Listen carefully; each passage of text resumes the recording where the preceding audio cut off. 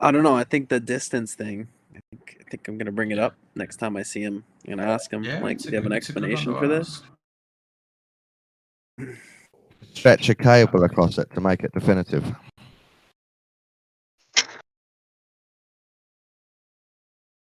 Don't get angry because we have a definitive test, man. Yeah, I don't think. Dawn's just trying to be funny, I think. Eggshells, have you heard the stretched wire test yet? Yes, yeah, we've been talking about that all day. I think we should keep talking about it till it happens. What's your reaction? I don't think it's going to happen. I mean, I think it's an ingenious idea. I quite like the ingenuity of the idea. That's what I'm saying. But I don't think it's going to happen, which is kind of sad to me. I really want it to happen. I would really love to be sort of living in an age in which a flat Earth test happened, because they seemed like they were all happening, all the time, and then suddenly they stopped. I was a bit more rude. I said a rubbish test, and it won't happen. That's a great test. I think it's good. I think it's a pretty good test. I think it's an ingenious idea. I do think there's like a lot of confounding variables that, I would want to hear people admitting that, like, admitting that they weren't, because the problem, as I see it, is there are variables, like one of them that I said, like, which is if you've got a nylon rope, you'll have air pulled, like, squeezed out of fibers in the rope, so it will become less buoyant as a result of the stretching. And there's no water. Even if that's not the case, so even if that's not the case, or even if you do it on land, between magnetism and ether and like thousands of other things, I would just be impressed if anybody, if they got a result that said round, because most of the things I've been trying to think about it all afternoon, most of the problems I see with it would actually end up favoring a globe. So whether people, if they got that globe evidence, would then still go, okay, therefore it's a globe, rather than just pick one of those many variables, static electricity or any of the other things you could possibly talk about. But well, I would, Eggshells. It would be definitive enough for me, mate. And I've been asking for definitive things, and to this date I haven't had them. So it would be for me. Anyone else? I don't know. If you did the test and then you said, "I know what Earth is," that would be impressive. Yeah. Yeah, I would. You guys are already set, so there's nothing to test. Riding, I was surprised you said it won't happen. Really? I mean, that's where you're coming with it. Like, it won't happen. It's gonna. I mean, it's not. I've got to be honest. Let me come clean with you now. I'm slightly saying it's not going to happen in a provocative way, in the hope that I provoke it to be more likely to happen. I don't have high confidence that it will happen. If you were going to ask me to bet one way or the other, I would bet on it not happening. But I'm also somewhat. I'm also think somewhat, if I say it won't happen, maybe people will be like, "Oh, fuck that guy." Yeah. I love it. I mean, really? Shit, if it was anywhere near Sydney, I'll turn up with my Hilux and my winch and do a double rope pull and use my snatch block and get excited and film the whole thing. You will bring your Hilux for a force. Flatties wouldn't let you do that. Yeah, sure. Yeah, I've always wanted to do a test. What if it comes? What if it comes out flat, Eggshells? What are you? How are you? Or are you just like, It would probably shake it a bit. Like I think there's enough. There's many variables in it, but yeah, if you found from that where from the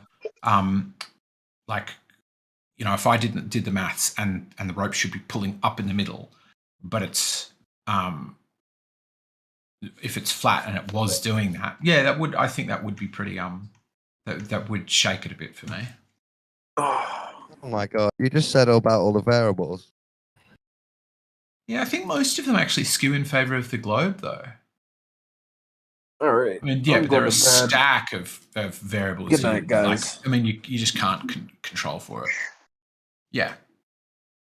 All right, shoot. I think the main problem with that experiment, when I was thinking about it, like in principle, it could work, But I'm a little bit afraid that this string or whatever you want to use will be like laying on the ground regardless.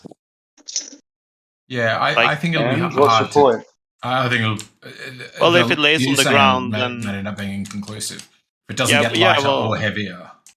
No, I'm just saying, like, it might be that if you pull on it, it might be that it shows that it's actually becoming heavier, like, which would be inducing to a glow birth. But I don't think that's even good enough evidence, because if the string, if you can't lift the string off the ground, then it doesn't matter what the shape is after that. Because if you pull on it, you're basically from the scale, you're just pulling it down to the ground anyway.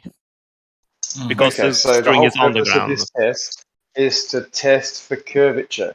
I never once said it proves anything other than looking for curvature. Yeah, so and I'm saying we don't need to lift the line or anything. That.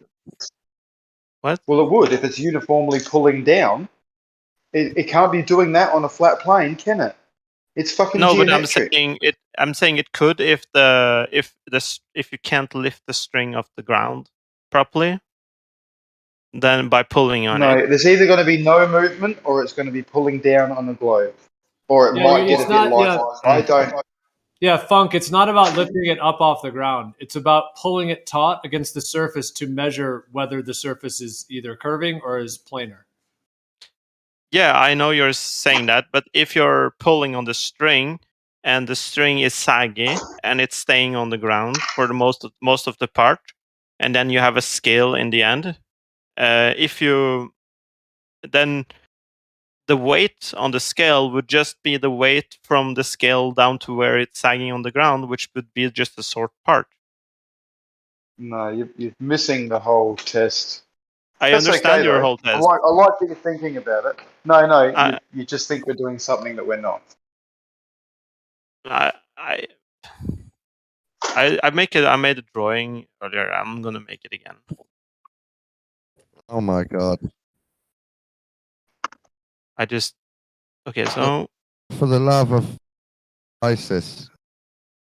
For the love of 8mm propylene line. Let me see if you're right, Dawn. I understand. The idea, Funk, is that if you're pulling it, people were calling it force the curve earlier, but if you're pulling it, and it's like I was saying before, if you have a shoestring on a flat surface and you pick it a ½ inch up off the ground on both sides with your fingers and you pull it, what's going to happen? Well, if you have a little weight in the middle or several weights along that line and you pull it, it's only going to make the weights less. It's going to lift it to some degree. It doesn't mean you have to lift it at the center. It just means that you're lessening the weight because it's the geometry of it being a planar surface. Just like if you take a shoestring, we know what happens. It lessens. The shoestring will come up off the table. Whereas if you have a curved surface, as you pull that, like that would be like a basketball. If you put it on a basketball and you do the same thing and you pull it, you're going to get a lot of tension. The shoestring is going to stretch over the basketball. It's going to expand and stretch. So if you have a way to measure that, the weight or the have scales along that, you're going to get that shoestring or that line is going to be pressing into the basketball, which is where you'd get your globe earth measurement for that geometry, if it was that. Yeah. So I posted the drawing now. It's very simple, but the blue thing in the middle is the scale. Mm-hmm. The black thing is the ground, and the red is the string which we're pulling in. And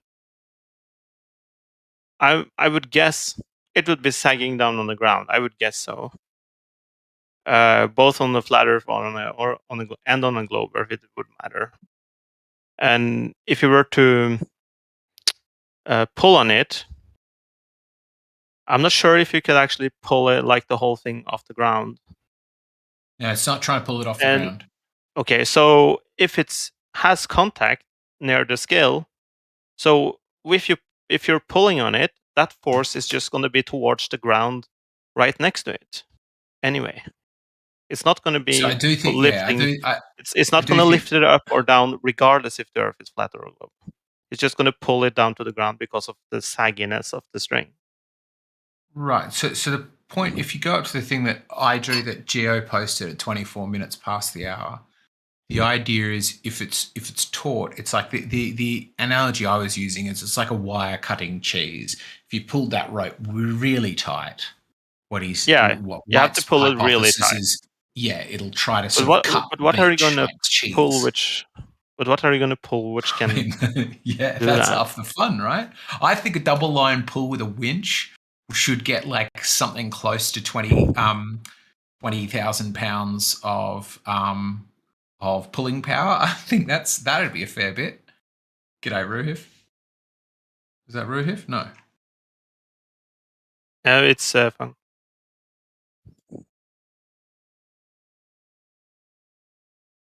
So that's my worry. Like maybe there is some way to bypass this somehow. But unless you can pull with enough force to pull it off the ground, then. Well, yeah, Kosho was talking about as well. I mean, we were all talking about this, but he particularly was mentioning doing a shorter distance. So let's say just a mile or maybe 2 miles. So at 2 miles, so you could do it that way where you like at that shorter distance, somewhat shorter, rather than 5 or 10 miles or something, at that somewhat shorter distance, you would be able to pull it more taut and actually measure, even more significantly. Perhaps. I mean, there could be differences to the shorter length, but it needs to be more precise, though. But yeah, I think like 10 kilometers, which was suggested. I think like how long is that? Like you can't even almost see people that far away. Like it's so fucking far away. Like I literally don't need to see anybody. The rope's laying on the ground, and when you try and pull it tight, due to the geometry, if the Earth is curved, it will want to try and pull through the Earth to form a straight line. Now we can just measure that force. Now, that will not happen to the extent on a flat Earth. No, you didn't understand my example. On 2 trucks. Not at all. If you do it on a flat plane and you pull the rope with the surface of the Earth, right at the surface, on a flat plane, you pull that, you are not going to get any downward forces. What you are going to do is actually probably stretch the line and actually reduce the weight. So you're actually going to appear to get an upward force, even though you're not going to get it. It'll just be line weight reduction. But if it's curved, it will want to pull down. Now, I don't understand how you think that's not going to happen. Because of the drawing I made. What's the way you're going to get it straight, left, right?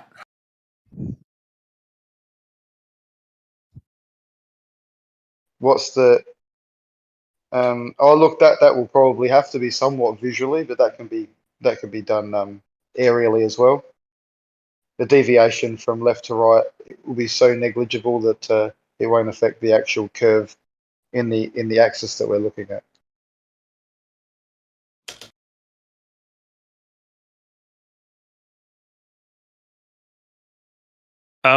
Yeah. So I think my whole point is if you're pulling on the string and if you don't get it off the ground. Oh my god! If it's not on the ground, if it's not off the ground, we're not trying to lift it up, then are we? No, but I'm saying if you're pulling on it, it might be that you're pulling on it. It might be too far for the strength of the material which you're pulling on to lift it up. Yeah, super. It doesn't need to be lifted up. It does. It's has not to being be lifted up. It needs to be lifted up. Where? Where is it being lifted? Along the whole line. It would have to. No. The test is starting off basically on the ground, like no more than 10 centimeters above the ground. Mm-hmm. And you're going to keep something 10 centimeters above the ground across the whole stretch? No. If the Earth is flat? Man, do you not appreciate the concept here? At 10 kilometers, there is a 2-meter hump in the middle between points A and B. Yeah. You try and pull that line, any tension, along the surface, not lifting it up at all off the ground. It has to try and straighten out. And the only path is through the Earth. Are you with me so far? I am with you conceptually. In practice, I Right. don't think. So conceptually, you're with me.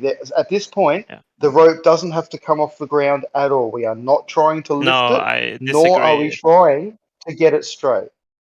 I disagree because when you're like, if you look at the scale I drew, the weight on that scale isn't the full length of the rope.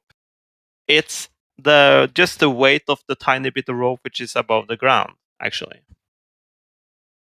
That's what you will measure if you on that scale. If you pull on it. No, see what you're failing to understand is in the setup of the test, the rope goes through water level. Right? So it's not the ground, or it's not that lump that you put in the middle versus the ground. The whole thing will be essentially at water level. So we're not trying to pull through a little thing that you've got in the middle of a line on the ground. The whole thing is curved from a point A to point B. It's not just a little bit in the middle. So how about you just draw, or just go up to what Eggshells has got, where he's got the curved earth, and he's got A and B and the dashed line, showing what the rope would be trying to do. Because that's what every common sense person understands. The geo drawing, right? But I don't think that's like. Oh, sorry, geo. Yeah, but in this drawing, the line is having air, like it has air under it along the whole stretch. In that example. What? Where? In the drawing. No, the one above it, the yellow one. The yellow one. Yeah, in this case, the line is on the ground, which should be similar to my example.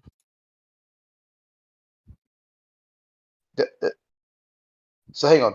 In your example, what happens when it's lying on the ground and it's a curved earth and tension is applied?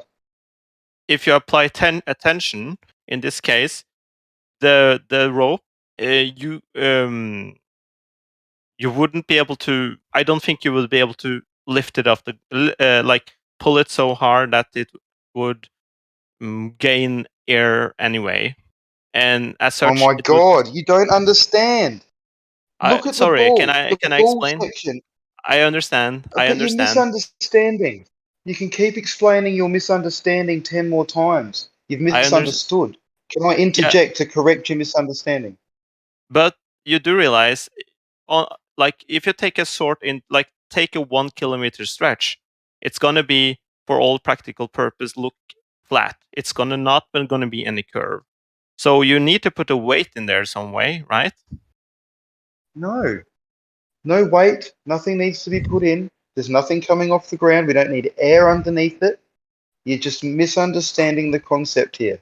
Have a look at the ball section in the yellow picture from point A to point B. The whole line is on the ground. On the ground. Yeah. But at water level. Okay, not just on the surface, but at water level on the ground. Now, you apply tension along the surface, linearly along the surface. We're not lifting it up at all. Do you expect that the thing's going to try and lift up, do you? No, it's not going to lift up. Right. So we don't need to look for any air between the line and the string. So, it's going to pull into the earth, isn't it? No, it's not. I don't think so. It's not going to be measurable. Why wouldn't that line try and form straight? Why wouldn't that happen? It's got gravity and everything in its favor. Because in this example, it's like severely of course, it's severely. No, but the geometry at 10 kilometers still puts point C in the middle, 2 meters above point A and B. So geometrically, it is still the same. Yes, it's exaggerated here. So of if you pull, it's for ease of understanding. For all practical purpose, your force is just going to be horizontal. You're just going to pull it apart. I was saying this earlier. Like, imagine if you have like a brick of cheese, and you have like a piece of floss, like a dental floss. So you've got dental floss between your two fingers, and you have a brick of cheese that's flat. If that brick of cheese is flat, if you lay the dental floss on top of it and you pull it taut, what's going to happen? The floss would lift up off the cheese if you're talking about that small scale. If you're talking about 10 kilometers, it's not going to lift up, but the pressure will lessen a little bit, but it certainly won't become greater. Whereas if you have a piece of cheese that's curved, and then you take that same thing and you pull it, it's going to pull through the cheese. It's going to start to cut the cheese. It's that in this idea, that is what we'd be measuring. That actual. It's going to be pulled down. You mean there's a force down? Yeah. I think in practice you're not going to measure anything. If you see my drawing, like literally the snippet I took out, this is like the snippet would be comparable to like a 1 kilometer stretch, and you're pulling on it, it's going to be just pulling sideways. But you have measurements all the way along it, not just one in the middle. Especially at a long distance like that, you'd have many. So you'd have, let's say, 30, 40, however many scale measurements. So that's another way to do it. So now you have measurements at every level. So as you pull that, you would definitely see a difference whether it's curved or planar. Wow, how? Like when you look at my drawing, how would my drawing be different from a flat Earth? Because if you pull it, if you have scales all the way along, let's say every 100 feet or whatever it would be, as you pull it, it's going to lessen the weight on those scales versus. Yeah, but if you look at my snippet, that when you pull in that string, it's going to just go left. Like the left part is going to just go left, and the right part is going to go right. And it's either going to push into the curve, or it's going to be neutral if it's a plane. How can you do that when you're just pulling it sideways? Because it's. Oh my god, you're applying tension. Yeah, as I know. As soon as you put but tension the same as linearly along the line, there are vertical forces at play. So there's vertical forces, right? You're claiming that we might not be able to measure them. And I understand that. That's okay. That might be the case. Yeah, but I think this example might be able to. But this example you're posting is a little bit different than the one the one that Biodual made. Was that one that Biodual made? I think in practice this could actually be feasible. Sorry, not feasible, but possible in concept. Yeah. Well, hey, look, that's right. Concept is good. I'm happy with that. But when you make the drawing, where like you understand there's a difference when you understand that there is a difference between Biodual's drawing and Geo's drawing, like in terms of the test. Where's Biodual's? Oh, hang on. Yes, of course. Biodual did what he thought I was talking about. He might not have heard everything I said. The test will start along the ground, and then we'll lift it up to 1 meter, and then we'll lift it up to 2 meters, and then we'll try 3 meters if the rope hasn't broken and everything's going okay. And we'll get data points all the way across each test. So the ground, 1 meter, 2 meters, 3 meters. Now, if A and B are at 2 meters, that puts it level with point C if it's a curve, right? Now, I understand that at this point, we're starting to try and lift the rope off the ground a bit, and that's going to create some issues. But the very first one on the ground, which is forcing the curve, there is no effort to lift it off the ground.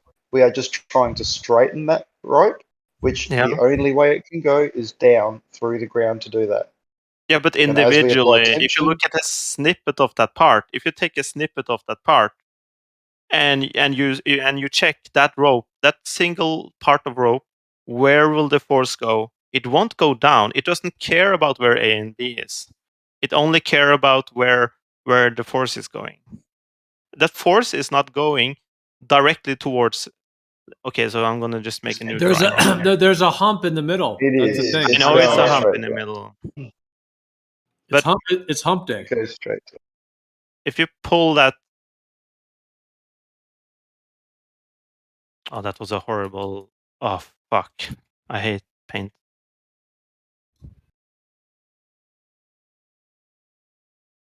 It's the same principle, champ, as when you tie something on the back of your truck or your ute, whatever you call it, your utility truck. Fucking hell. And you've got to tie something down. You put the rope over it, you tie it off, and there's something in the middle, and there's tension on that thing in the middle which holds it down. It's the same thing.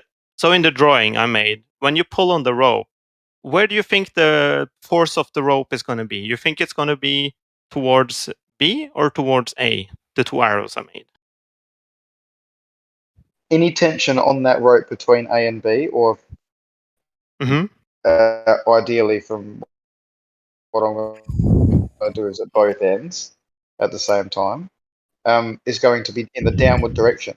It's not going to be any way in an upward direction. It's going to be Do you down. think it's gonna? So you think when you're pulling on the rope at A and B, you think that the force is going to be towards B and not towards A? The point A I made. You see my two arrows? No. Okay, so the string or the rope, whatever you want to call it, right, will have a downward force upon tension at A and B. So let me ask you this question. You think I gave you two options here. You think A or B is correct? Okay. Obviously, there'll be A because there'll be a winch at the end of B. There will also be the force going in the opposite direction. And the combined forces going left and right will result in a downward force vector. Like, so you're saying I don't know what else you want me to say. You think B is the correct answer? No, because that's a specific direction, isn't it? I'm just saying there'll be an overall downward force. Has a direct net force. Force is a vector. It has a direction. Okay, sure. But I'm not going to say B. I'm just going to say down. Because across that line, all the way across the line, it's going to be slightly different. But overall down. So the rope is pulled toward. I think this is like where we have a contention, because A is the correct answer. I would most 100% say A is the correct answer where the force will be. Okay. Well, you don't understand geometry, and good luck trying to ever tie anything on the back of the truck. It's not a geometry question. It's a physics question. Okay, sure. So it will pull towards where is the line? The line has like connection. Actually, hang on a minute. Right? Let's just reverse this for a second. If we had two posts 10 meters off the ground and we had a line between them, and it was quite taut, and we went and put a person standing in the middle. And so obviously, if it's not, can you make a drawing? I didn't follow you. It's not. Oh, come on! You got two posts 10 meters high with a fucking string between them. Picture a tightrope, and you send the tightrope walker out there in the middle. Okay, so he's in the middle, and it's making the rope sag a little bit. If I gently pull at each end of that tightrope uniformly, what's going to happen to the person in the middle? Are they going to go up or down? Depending on how far away the rope is. If it's like very close to each other, then obviously you're going to lift them up. Oh, okay. Let's just say it's a fucking kilometer. Because now you said a rope will team at 10 meters. I'm just going to make a drawing just so sure. No, off the ground. 10 meters off the ground, I meant. So the tightrope, let's just say it's 100 meters long and there's some sag. And I start pulling at the ends. Is that going to lift the person up at all? Yes. Right. So let's reverse it. The rope's 10 meters off the ground. I've got a 13-meter high post in the middle, and I'm going to start pulling on the ends. They're 10 meters. The post's 13. We're on a flat earth or a flat plane for this experiment. Is there going to be tension on the top of that 13-meter pole, up or down? I'm going to make a drawing now. So you're saying you have a 10-meter high post? Two of them. Yep, like that. Yep. And someone's in the middle, and they're standing there in the middle, and you pull the line, they're going to lift up. You agreed to that. Now reverse it. Put a 13-meter post in the middle so that the string has to go over a 13-meter post. And then put tension. What's going to happen to the post? Is the post going to try and get pushed into the ground, or is the post going to be lifted up out of the ground by that string on top of it? So in this case, you would have the force, which is the direction of the rope, which will be downwards. Right, so it'll try and push that 13-meter post into the ground a bit more, or pull, or whatever you want to call it. But in this example, you're saying the rope is angled. That's why it will follow the angle of the rope. Like if the rope is angled at the angle downwards. It is angled. At point A and point B is 2 meters below C. Yeah, but if I were to make another example where, let's say I don't understand how you're not getting this, champ. I do understand it. I do understand every single problem you have actually now. Wow. So if I were to make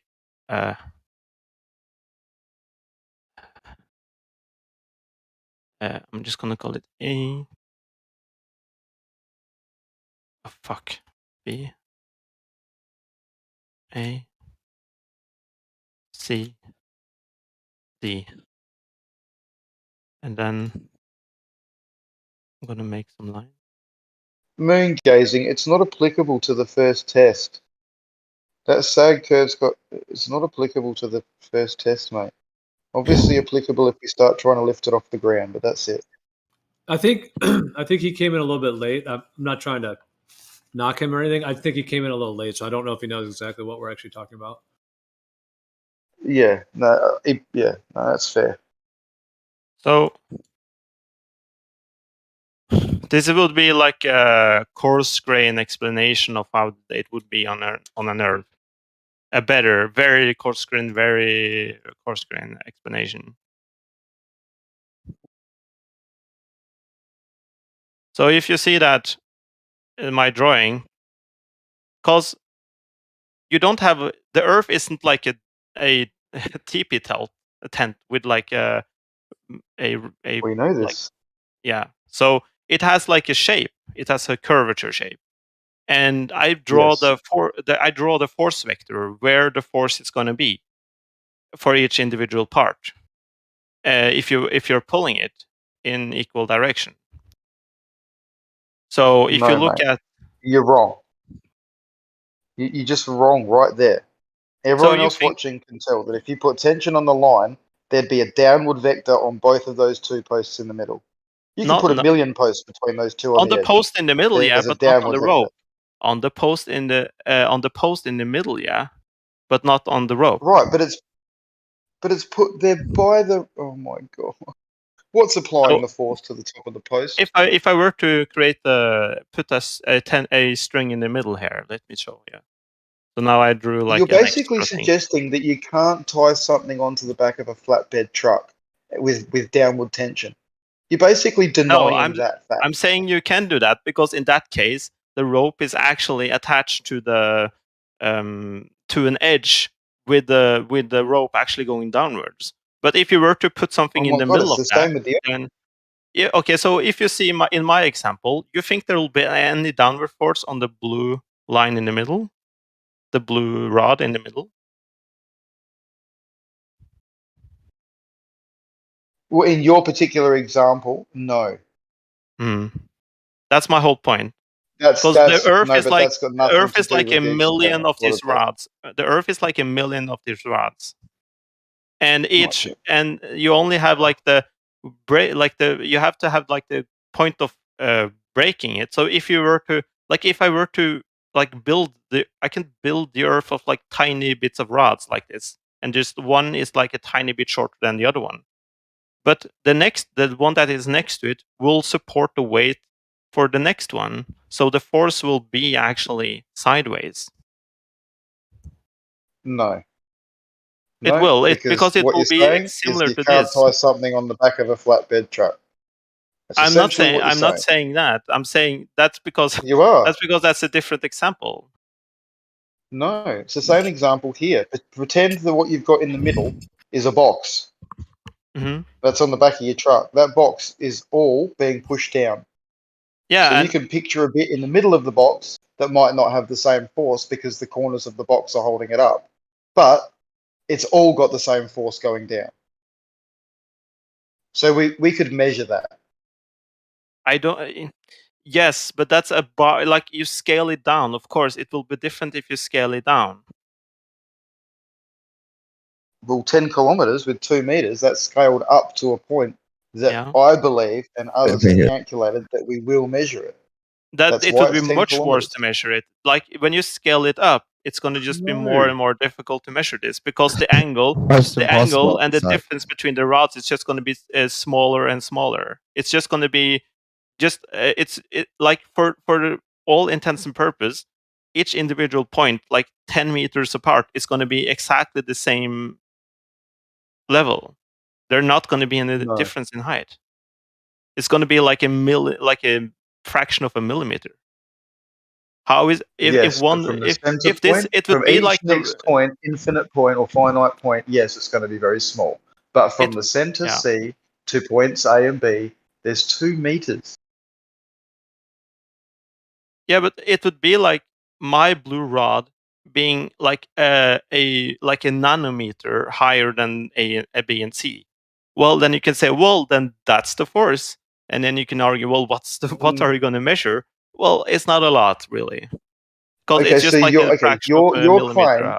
Your only claim to debunk this, or not debunk it, or make it so it's not worth, is that we won't be able to measure enough of a force. I think you'll just measure sideways force. Like, it's not going to be pulled down. Okay, but like hang on. Not being able to measure pulling down versus not pulling down are very different. So the fact, if we can't measure it, that doesn't mean it's not happening. It might just be happening at a rate we can't measure, which is fine. That's what it is. We can't measure it. But if we can measure it, then what's going to be your rebuttal to that? That we measured the wrong thing, or because you're saying that we won't, because the forces will only be like along the line. They won't be down. But if we do measure some downforce, what will you say? Will you say, oh, some ether come along, or there was static, or there was a butterfly flapping in the wind? Result. What will you say? I'll wait for the result, because I literally you would be breaking. Well, you wait for the result. Well, can you do that now and then say at the after that? That'd be nice. If you can wait for that. I don't have. If that's the case, then I will have to throw away my physics degree. I don't understand what it would be worth if I can't do simple classical mechanics. It would it's not I just would simple fail. Classical mechanics, mate. This is classical mechanics. It's like Newton's laws and stuff like that. It's not that difficult, but that would mean that it's wrong. Okay, if you personally believe that if you pulled that line between A and B tight, it's not going to try and press into the earth, that's fine. Yeah. If you think your education has said that that's the fact, and you don't need to even verify that for yourself, that's fine. It's my prediction based on Newton's laws and how it works. Fantastic. If we happen to get some downward forces, what would you counter that with? Would you chuck your education out, or would you come up with some reason I wouldn't that have we any got downward explanation forces? No, I wouldn't have any explanation, to be honest. But what would that mean to you then? What would that mean to you? I'm asking an honest question. What would you do with yourself? Say, I mean, according to you, it's proof of globe Earth. I wouldn't say that it's not. Proof of globe? If we get if it's pulled down, you said if you measure downward force, that's like the hypothesis for globe Earth. I'm saying, I wouldn't be able to conclude with anything from that, because it's like, what can I do with that? I would have to start over and think, well, classical just mechanics because your education says that the forces are only lateral, you would just disregard it and go, nah, that's not good enough. Something went wrong. I didn't say good enough. I was saying I have to start over. I couldn't conclude with ball Earth if I don't understand the I don't have my hypothesis. Now thinking about it more thoroughly is that you don't measure downward force. So the hypothesis doesn't even say that it's a globe Earth. So how can I say it's a globe Earth?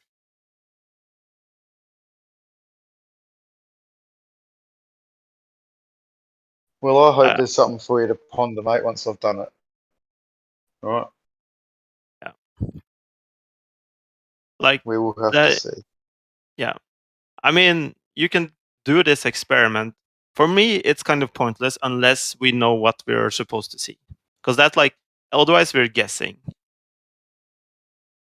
There needs to be. I know what I expect to see, and that's a downward force into the earth. That's me personally. And that's just from my experiences in life. When you pull something tight over something that's giving resistance, you're going to increase the tension against it. But that's just me. You've obviously got an education that says that's different. I have an engineer in my family who has said this is a fantastic test and has done a lot of mathematics around it and stuff. So, can I see his work? Look, no, I'm not going to share his work. It will be part of the paper that comes out with it from the university when I do the test. Okay, but I wouldn't have shelled out $5,000. for I literally the don't line understand how you can without support is this. okay. I don't Put it that way. understand how we can support this with the classical mechanics at all. Well, fair enough. Well, this will be very don't. interesting for you then, especially for you. Yeah, I'm like literally interested in how, like, not like, oh, this is the result. I'm interested in how he can conclude that this is like actually a test at all. You might be vindicated. We might only show lateral forces and no downward forces. I'm very open to that.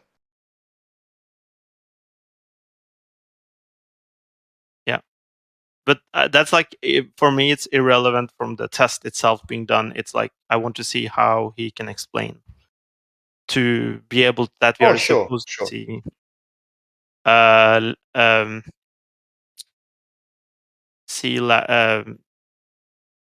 Expect to see downward force.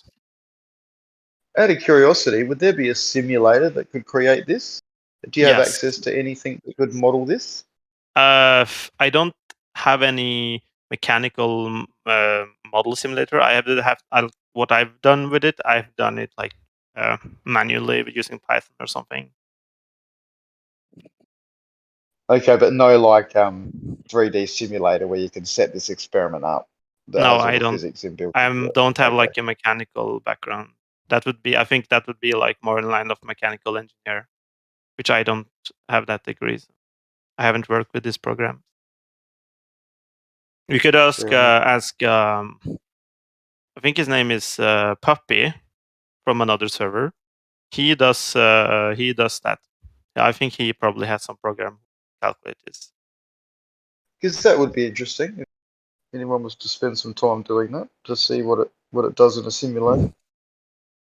Sure. Obviously, if your education's good enough, it'll literally just show what you're saying, won't it? Yeah, like.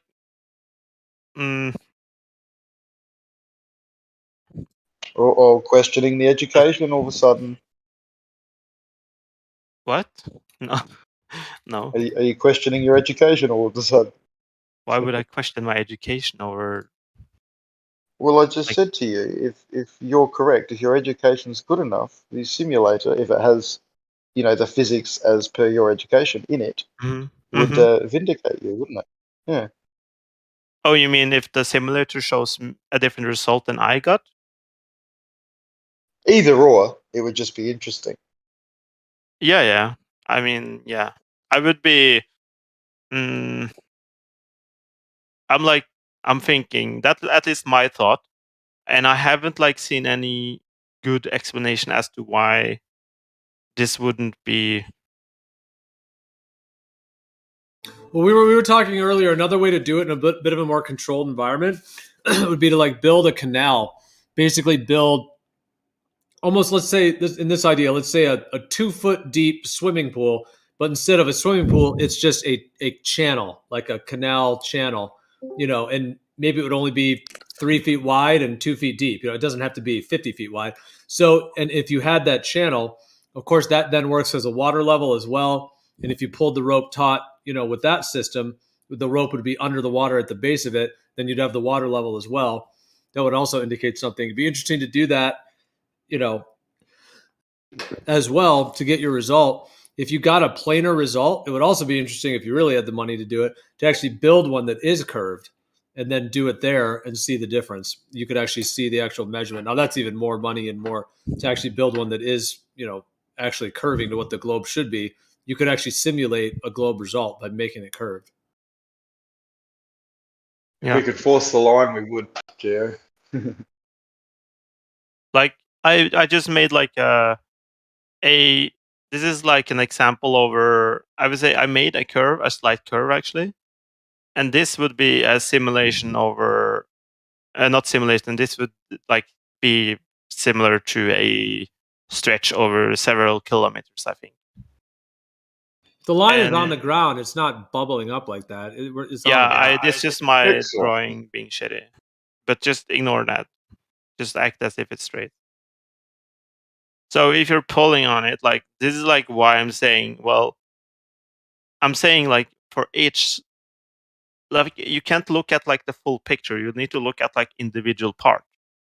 You need to look at like a tiny part of where you're measuring. I can look at the full picture.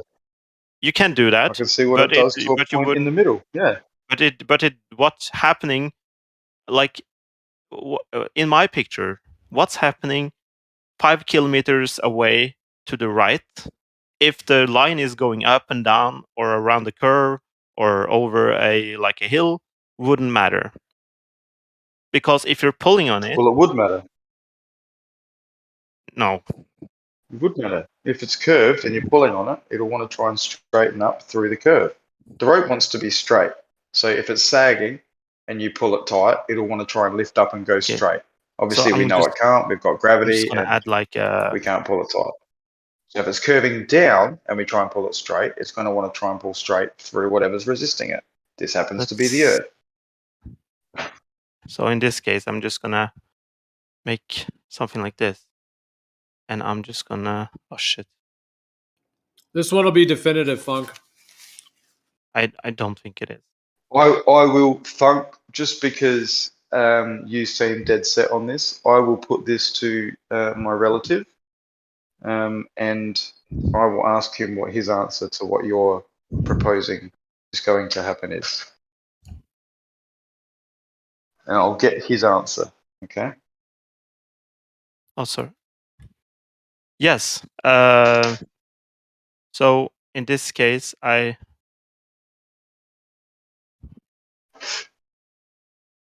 expanded. So I'm saying, in my example, you have the Earth, and I said it doesn't matter if it's a hill at the end. And in this case, I created the hill, and I gave you 3 examples of different ways to pull the string. Like you can pull it along the blue line, along the red line, or along the green line. And if you measure, I'm going to measure the tension or whatever. I'm not sure exactly. You're having a scale under it, right? Yes, we'll weigh the vertical forces here.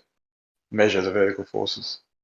Okay, so you have the scale at point A. It wouldn't have to be a scale. You could also use a hanging scale, like a fish scale. So there's a couple of different ways to create the measurement of it. Yeah. Yeah. So the scale measures the force along the. You're measuring the force all the way along the line, exactly, and how that's comporting to the shape and structure of the Earth. I mean, it doesn't get more direct and physical than this. I mean, this is I think there's other things we can do in addition. This won't be the only thing, but this is definitely in the category of definitive. So in my my drawing, why don't you draw the left-hand side? Draw the left-hand side as well.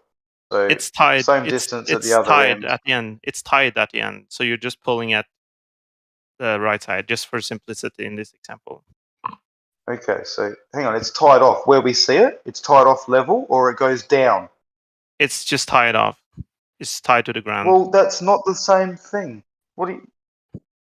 Okay, so there is a guy pulling. Right now, it's pulling just across to the right. I'll expand it. Thank you. And it will be the same thing. Pretend it's a really big flatbed truck.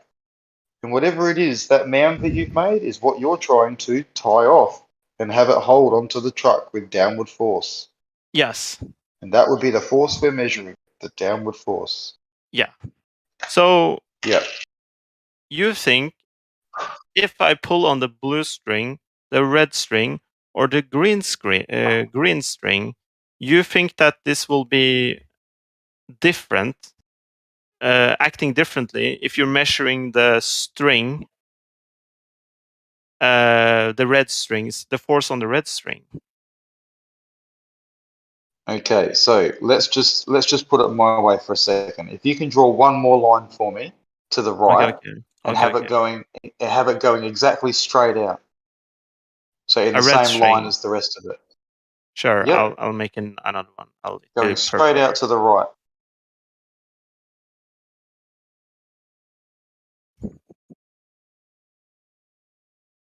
and then I'll ask you, if you pull the one that's going straight out, if you pull that one, what would you expect to see at that box that you've drawn? There will be no change. Right, so if you start moving that angle down, what do you think will happen?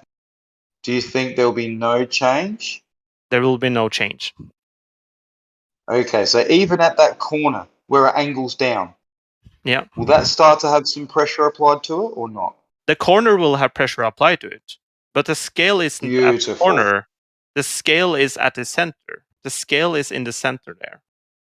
Okay, but if you now put the scale at the center being the highest point, right, like it will be geometrically in the test, where would the force then be?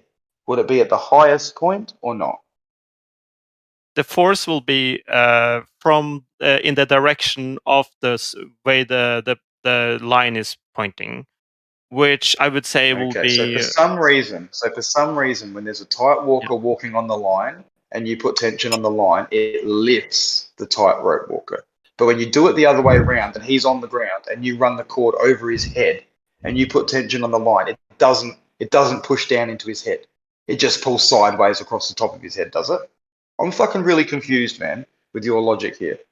No, it's like in this example, I'm just telling you, you know, I told you, this is like a stretch of land. I said, like, this is a stretch of like 2 kilometers. You're putting a scale in the middle. The line is there across this land mass, right?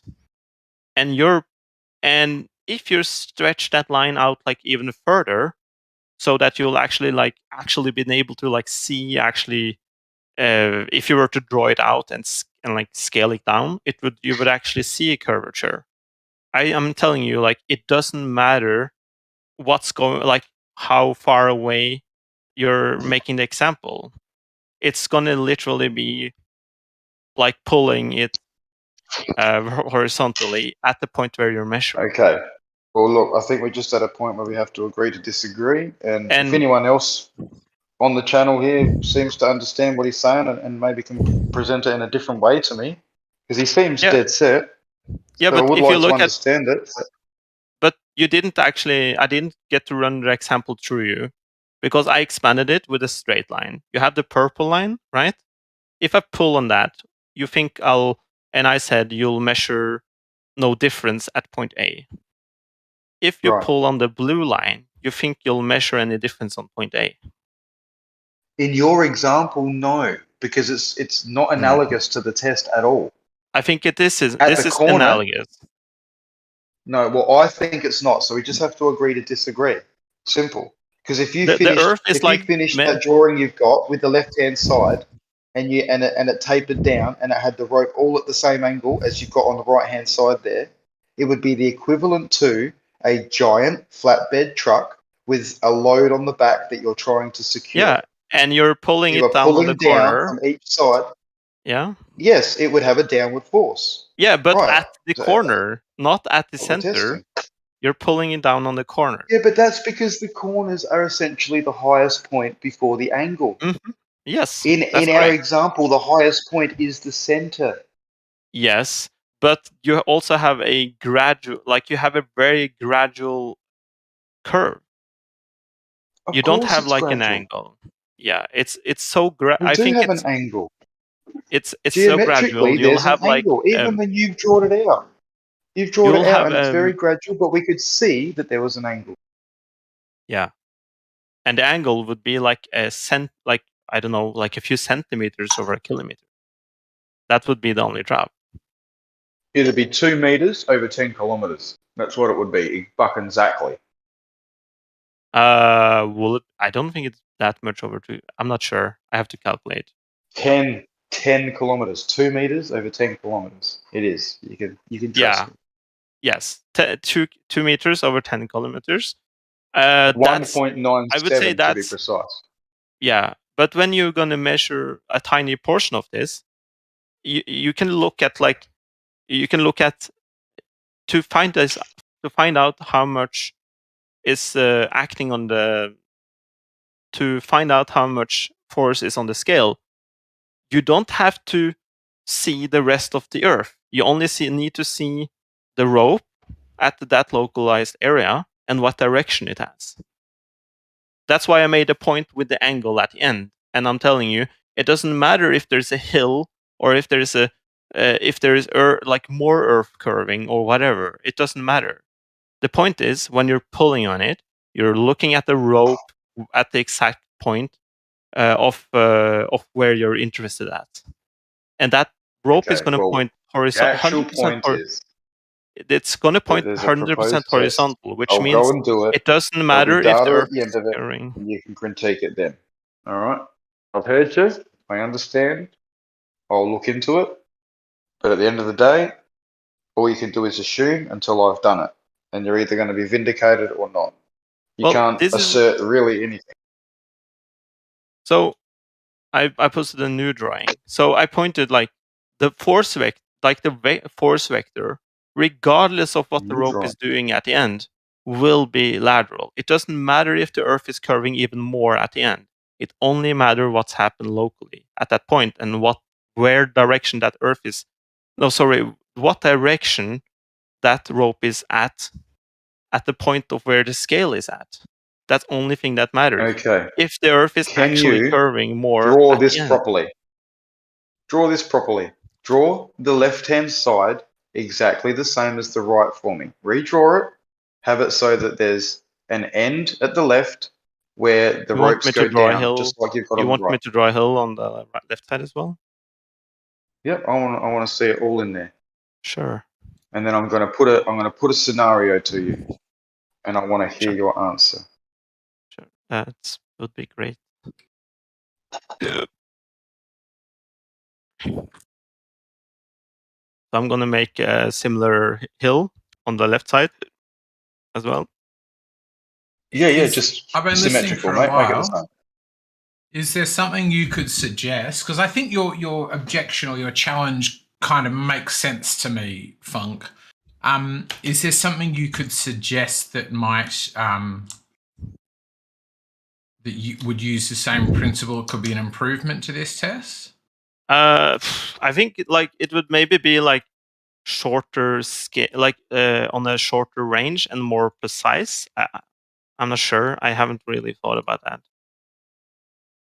More precise. Okay, can you finish doing your drawing and let me get back to what I was asking you?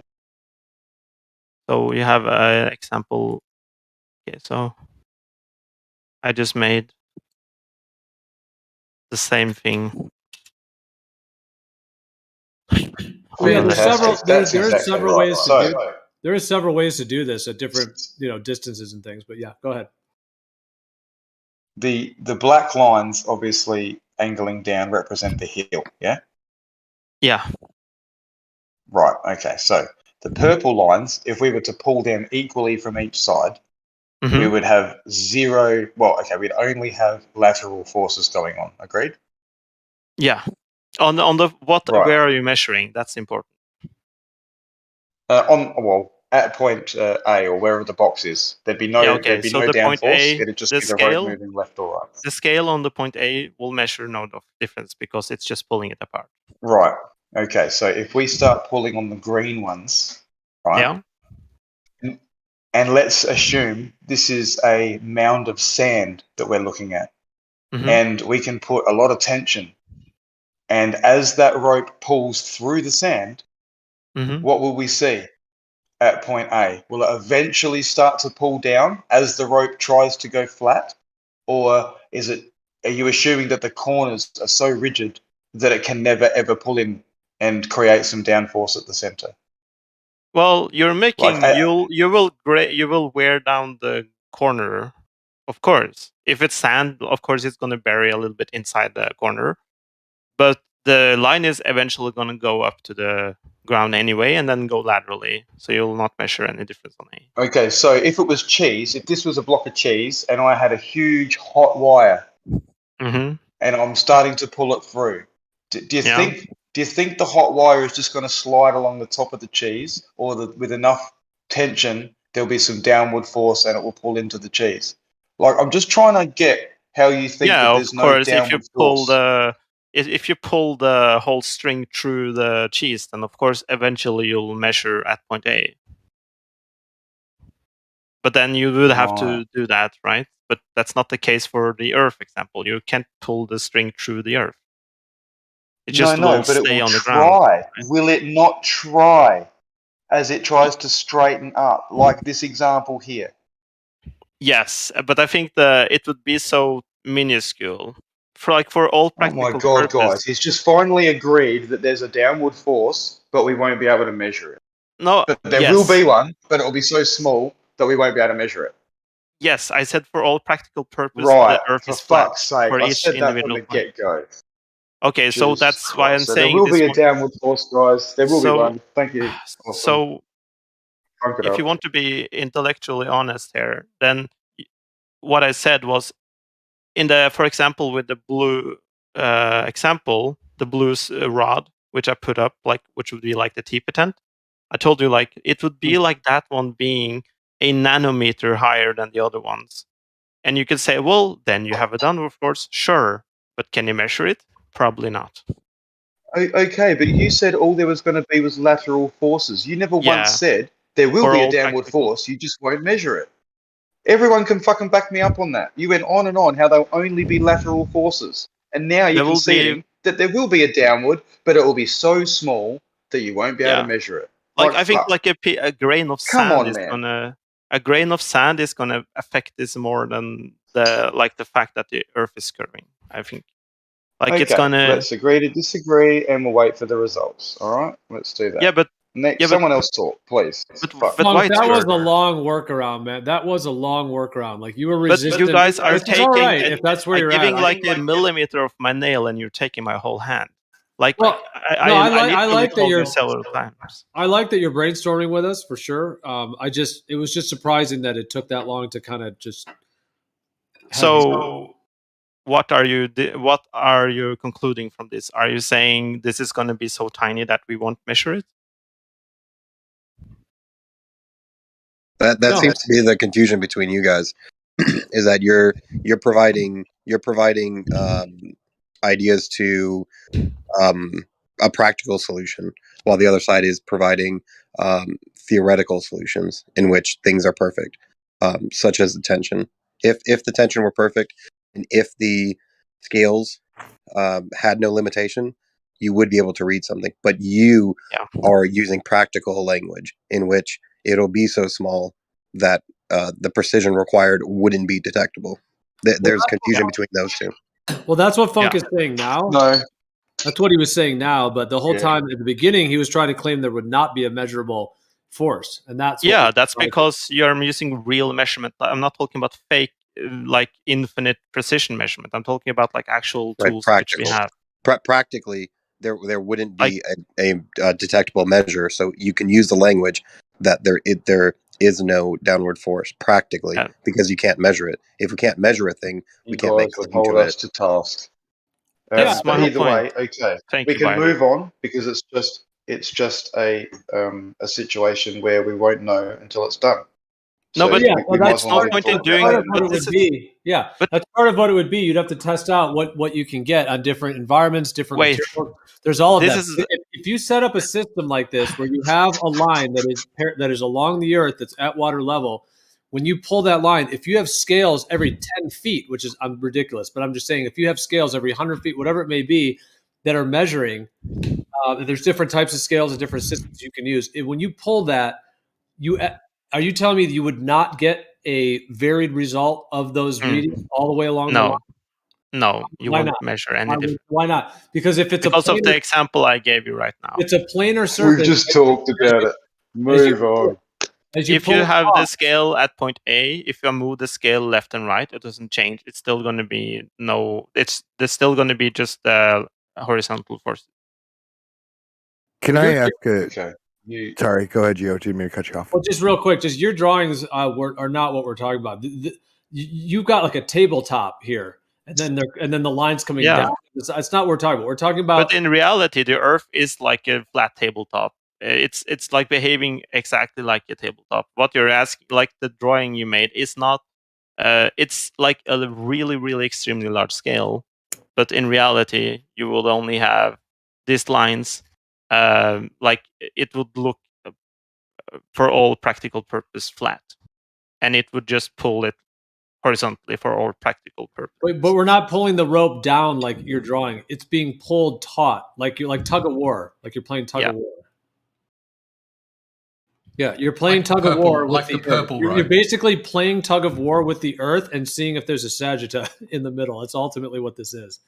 Yeah, but for all practical purpose, it would be like you're pulling on the purple rope, and you won't even see a difference. And if you add more length, because that purple rope's essentially horizontal, and what we're doing has a 2 meter high difference over 10 kilometers. So that's not essentially horizontal. Well, what he's saying is practically for the measurements that we can make. Yeah, the measurements and I've said for the 15th time, the measurements that we can make, predict that, but we won't know until we do the test. Yeah, but it's the 15th time now. Just keep repeating it.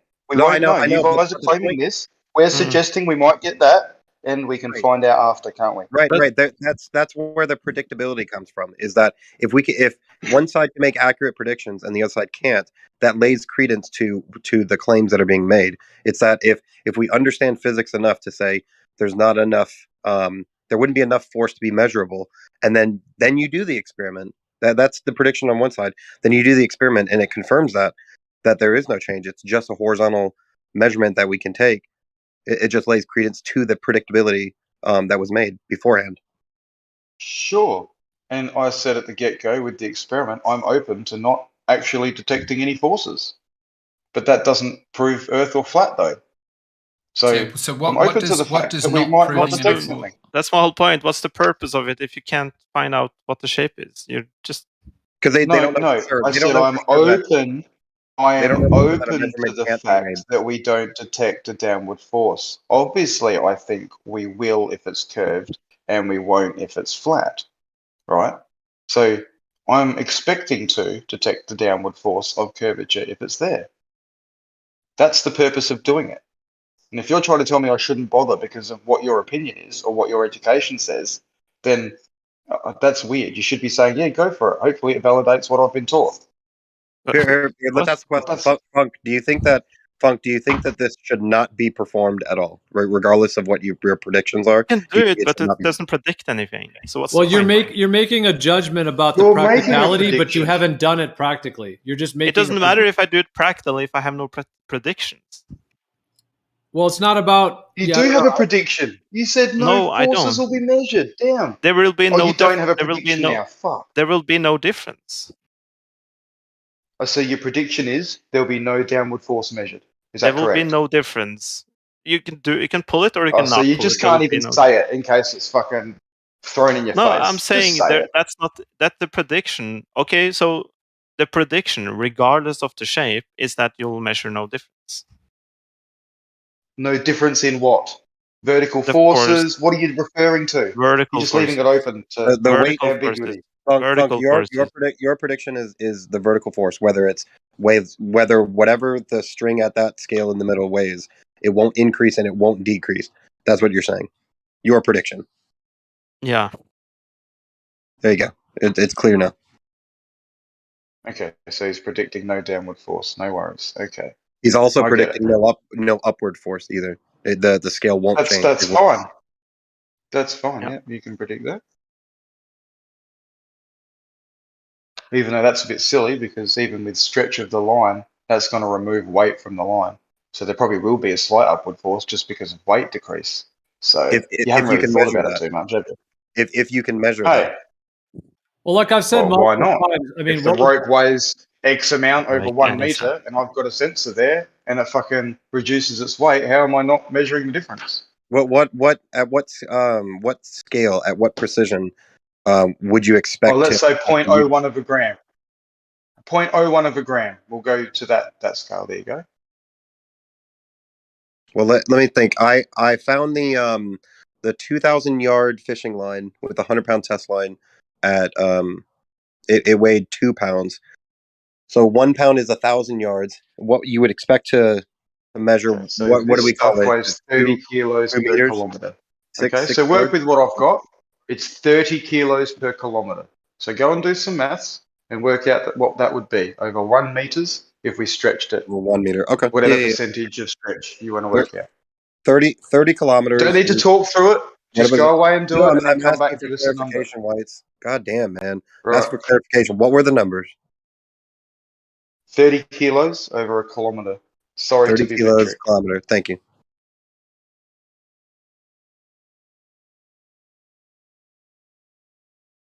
And you could even, if you want, work out standing friction calculations on wet sand, not saturated, but wet. Quite fine sand, I must admit. Oh, over 1 meter, it would be about 0.03 grams. 0.03, and I'm measuring 0.01. There we go. That's so fantastic. it's measurable. So now, yeah, just that. But now we've stretched it an X amount. It won't stretch out to 2 meters. That one won't turn into 2. But what would you expect with just the stretching? What? Sorry, say that again. You dropped a bit. What would you expect with the stretching? It changed you. Would you expect it to drop to 0.02?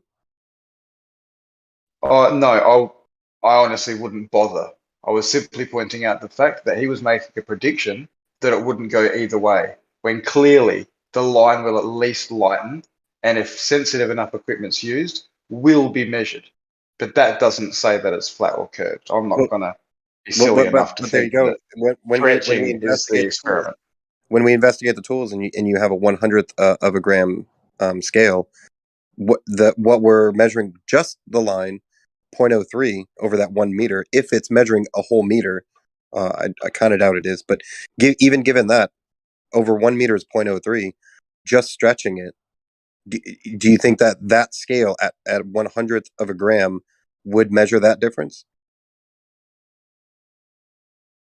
I would probably say no. I'm not too sure. To be honest, I'm not too sure.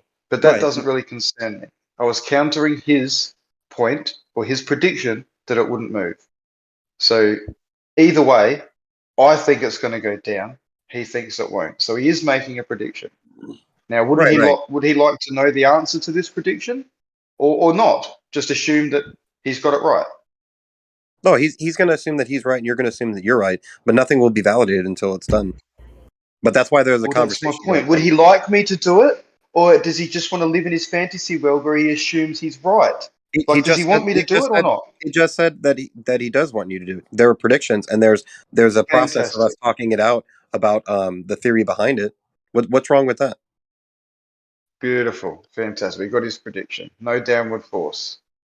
Right, and the conversation doesn't end right there. I'm sure that other people want to chime in, and I'm sure there's expanding that people want to go on with. It's an open conversation until it's done and validated, because all we have right now is just theory, discussion, and critical thinking. You can't just go on about the same thing when, at the end of the day, it can only be decided with the experiment, which is over 6 months away. So we heard that it's only going to go left and right. I would disagree that you can't keep saying the same thing. I've been in this chat for over 3 hours now, and we've said the same thing at least 50 times. It just sounded like there was a disconnect. It sounded like there was a disconnect between one side being the theory being perfect versus trying to apply practicality to it. There was a disconnect between those two conversations. That's all. Well, look, if he was not honest, if he just made it clear from the get-go of this whole thing that when he said there'll be no downward force, he meant not measurable, I would have just gone, yeah, well, that may be the case from the get-go. But he kept on going down the line that there would not be any downward force, only lateral. And that's where we ended up going down this whole path. So at the end of the day, people just need to be more clear about what they're talking about and maybe define things a bit more. Because otherwise this shit happens. And I tried to point it out several times, but couldn't for some unknown reason. So here we are again. We'll agree to disagree. And there's a prediction, and let's see what happens. Let's move on from there. Right. There's always a disconnect in these conversations. It just takes a random person to recognize it and then call it out. I have a question for the room.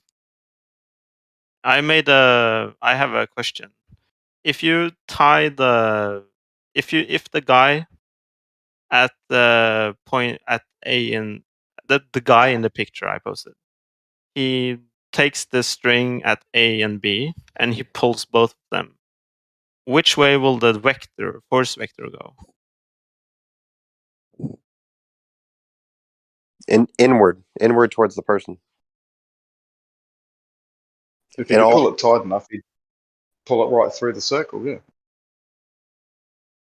Assuming the material that he's pulling on has an infinite tensile strength, then yeah, it would be an overall vector of horizontal local to that person, and then locally horizontal across the entire thing. But you will have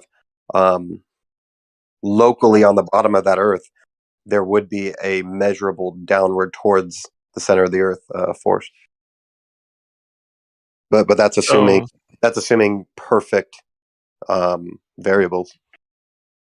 If that was a stick of salami and you had twine around there and you were tightening the twine, you would end up cutting that fucking salami in two, mate. If the salami had no give, then you would just create a lot of tension, just like if you've got a fence post and you put wire around it and twist it up. You can get more and more tension on that as it digs into the wood. It's not just lateral around the outside, boys. Sorry. So if I just take a snippet of the string, but in this part,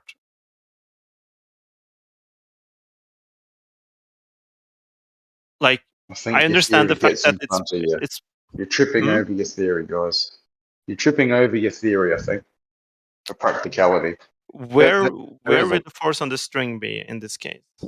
If it's pulling on A and B, it'll be horizontally until there's until it's making contact with an object. Once it's making that contact, all force vectors would be towards the center of the Earth, because what it's wanting to do, the entire system, is create a smaller radius. So all the force vectors in that moment, once it's taught around that sphere, it's wanting to create a smaller radius from all points. Yeah. Of the rope. So that force vector would be towards the center of the Earth. Well, I guess you could say that the net force vector would be towards the center of the Earth. Yeah. So. Thank you, boy. Perfect. I'm just thinking, if you have he's pulling on the string, right? But wouldn't the force at each individual spot be along the string of line, because it's curved? Each individual point continuously is a little bit different than the next one. Yeah. So if you were to take a point, and we can have infinite precision, what you would find is that it's not perfectly horizontal. It'd be point whatever the curvature is, whatever distance you want to measure downward from horizontal.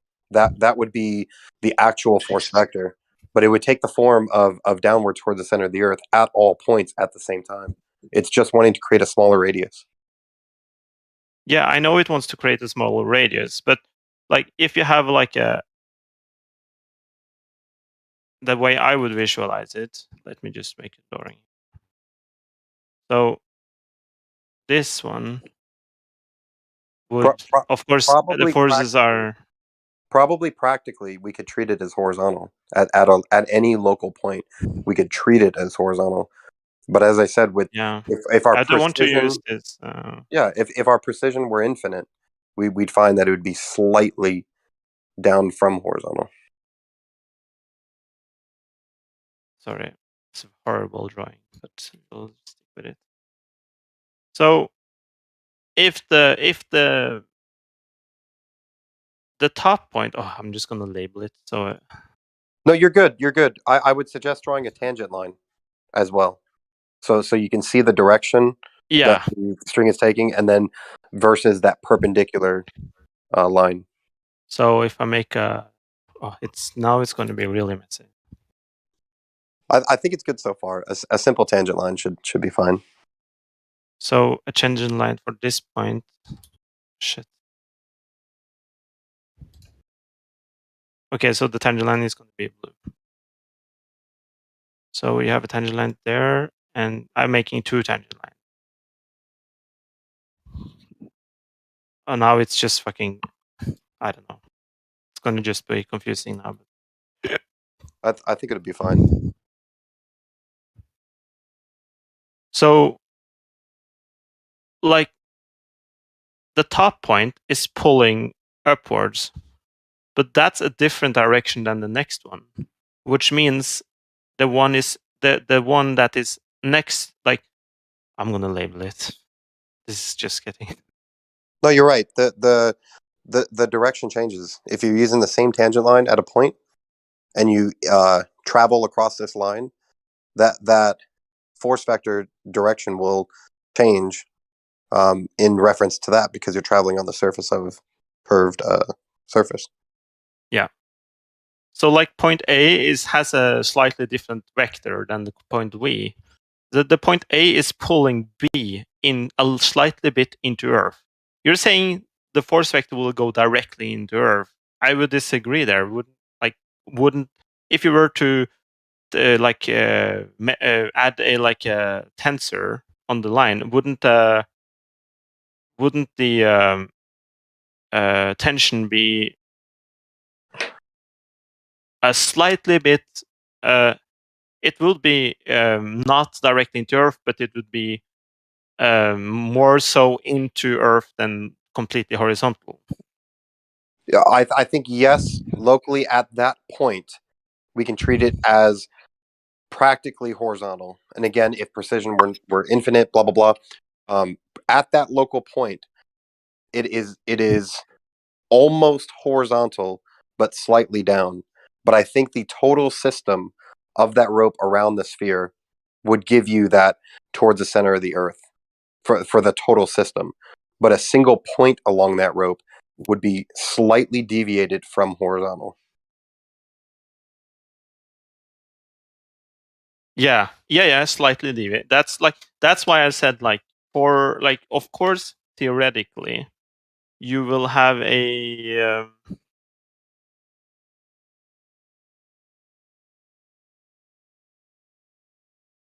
like we're speaking to total system versus individual local point, and I think if we're going to talk about force vectors there, I think those will be different. Yeah, there's no theory about cutting the salami in two or putting tension on a fence post. We know the vector goes in to the center. We know that. That's not theory.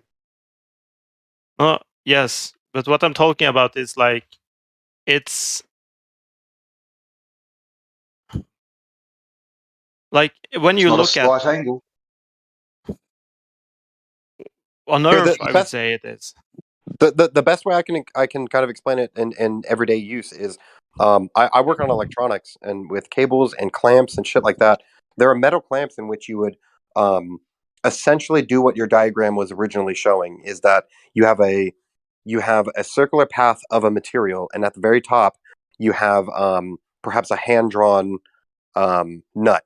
And as you tighten just from that top, you're creating that smaller radius of that entire system. If you were to go to each local spot on a minute scale, you'll probably just see that if you can measure it, you'd see that the forces are basically horizontal.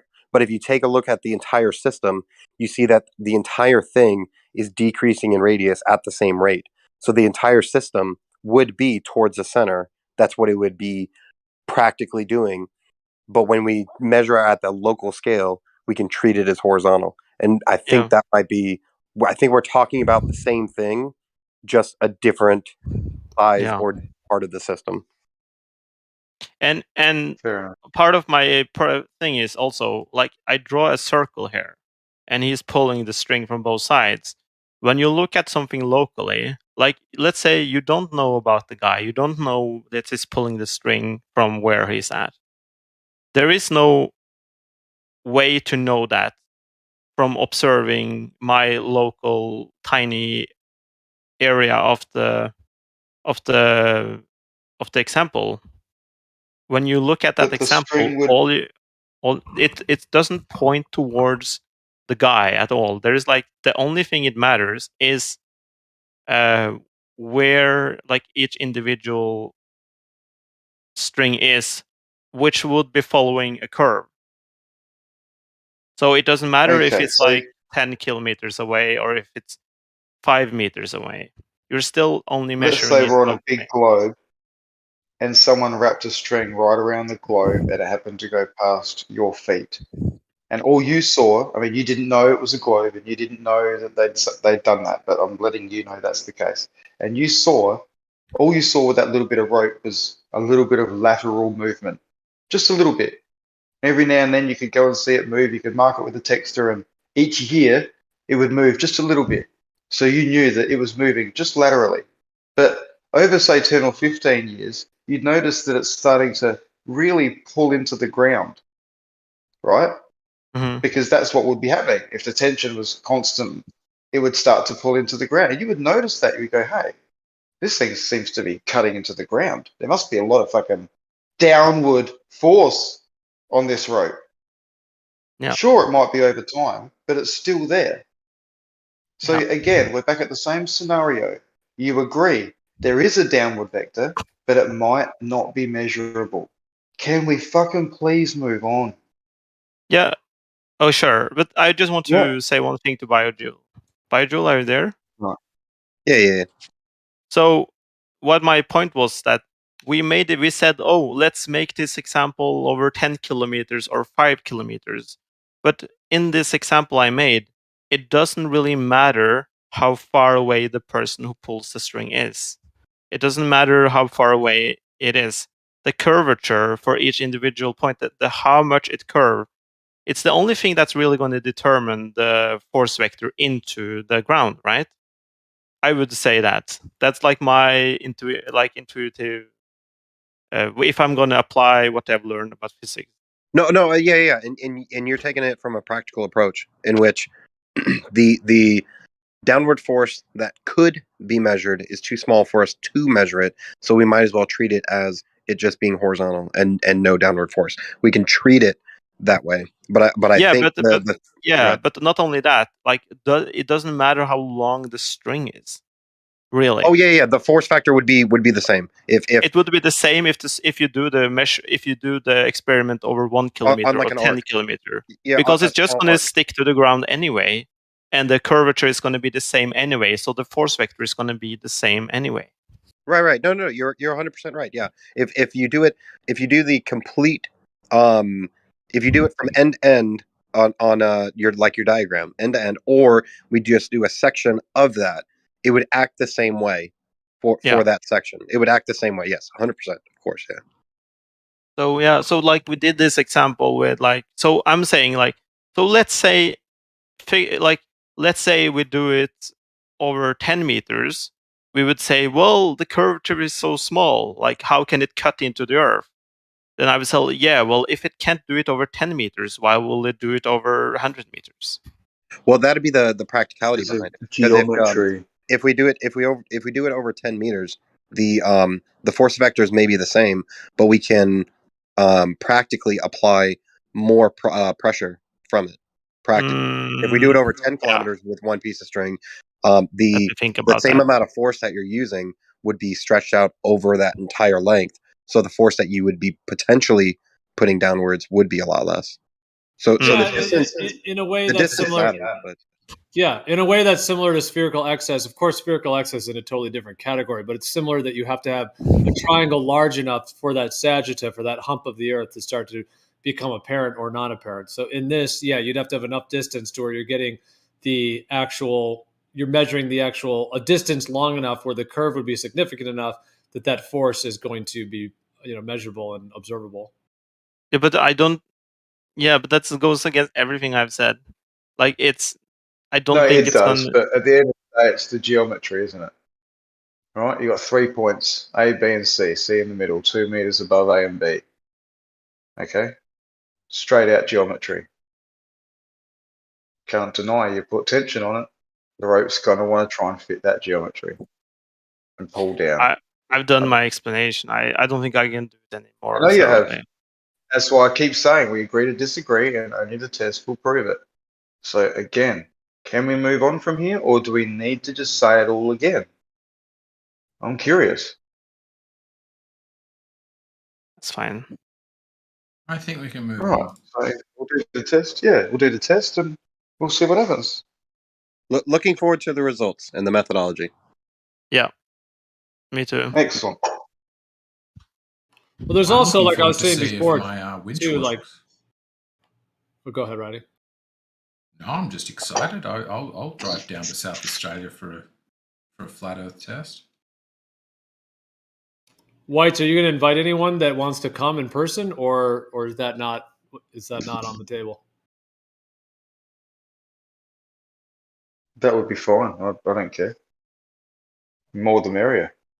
That way you can't claim that I did something wrong or fucking shafted people or was deceptive. If you're willing to do that, mate, and you're allowed to cross the border and whatever, yeah. I would have thought you'd need a fair few people for this, wouldn't you? I've got plenty of people. I've got a huge family, man, and they're all keen to help. That's the thing. Nice. People from the university. You should invite to a pull rope competition. People. A what? Who can do? What you call it? Tug of war. Tug of war. Yeah. No, I thought about involving Guinness. The longest tug of war. That would be cool. Yeah, not exactly, but yeah. No. Not really, though. I won't need your winch, though. You can probably just fly down, mate, or take a more comfortable car than a four-wheel drive to do that distance. I'll have that end of it covered. Luxy is very comfy. Oh, fair enough. I'm just sort of spitballing an idea, but would there be any benefit to using like different types of material, like a piece of metal or something that would not be a rope? I don't know. I was just trying to think if that would change anything. Maybe for more tension, but yeah. In a perfect world, if you could construct a one-piece, perfectly straight 10-kilometer item, then sure. But that's perfect world. In the real world, that would just bend. I don't think there's anything that's unbendable, especially at that distance. Well, I was just thinking like a metal band, like a really powerful metal band or really strong metal band. And I don't know, like in the industry, what the strongest materials are for that.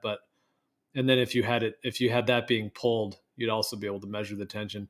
I guess it would just be just a different material in that sense, maybe less stretch to it. Well, at that point, it would be the weight of the material. Let's assume that we could replace a rope with some type of metal material. It would be the weight that you'd be, greatly crazy increasing.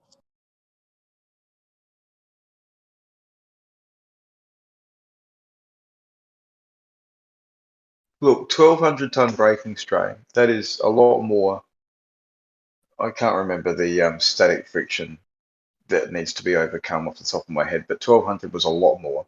So we shouldn't even theoretically get to the braking strain to see any forces if we're going to see them.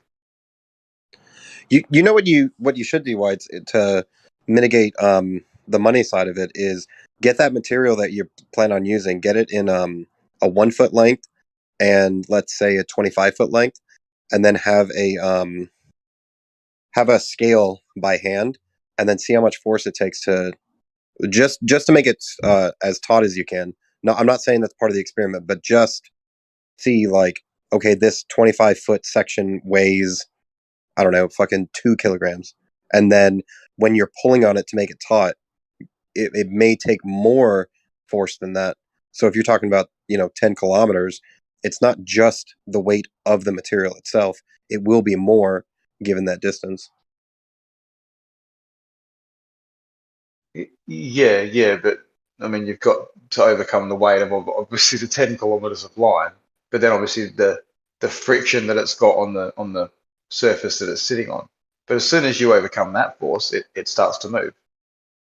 No, I totally understand. All I'm saying is that if let's say that let's say that line has a tensile strength of 1,000 kilograms, but you do this in a small scale to which you can extrapolate. If at 1 foot it takes 1 kilogram of force, at 25 foot it takes 25 kilograms, you know that it's going to be over 10 kilometers. It's going to be more force than the tensile strength of the material. You know what I mean? I'll do a short test to back up what I'm assuming is going to be the forces. Yeah, is that what you're saying? Basically, just to make sure, because if you shell out for 10 kilometers and you try to do it and you can't get it to move because you're only giving the weight of the material, then you can't proceed after that. But if you do these small tests of that proportionality, 1 kilogram of force for this 1 foot line, 25 kilograms, you're going to have to use 10,000 kilograms of force for 10 kilometers. And that's, how would you? That's not a silly idea. I might go and run. I've got a separate 300 meter piece, so I might actually go and run that down the beach with a scale between the hitch and the rope, just to see what force it does actually take to overcome just 300 meters. Right, so right. That's not a bad idea. Yeah, whether it's flat or globe, you can do that small section of how much force is required just for this small section, and then with that force, perhaps I'm at maximum. Does that force do anything to the scale? And if it doesn't, there's no reason that a 10-kilometer test would do that. Yeah, I think that's a great idea to do smaller scales. Like I was even thinking, if you had this set up in a controlled environment where maybe you could have maybe a 1/4 mile stretch or something where you could have like a flat surface that is flat. You level it out, and then you could do tests on a small scale with that same material, whatever it may be, on that surface and pull it and see what you get, and then make one of those that's curved or have a specific curve in it. It would just be interesting to kind of get some results and get some numbers to where you could see. And once you scale it up, at further and further distances, does that fall off? Does that accuracy fall off or does it change? So yeah, I think doing that, like having small scale models of it, as it were, that you could test and then compare that to the larger scales, that'd be great.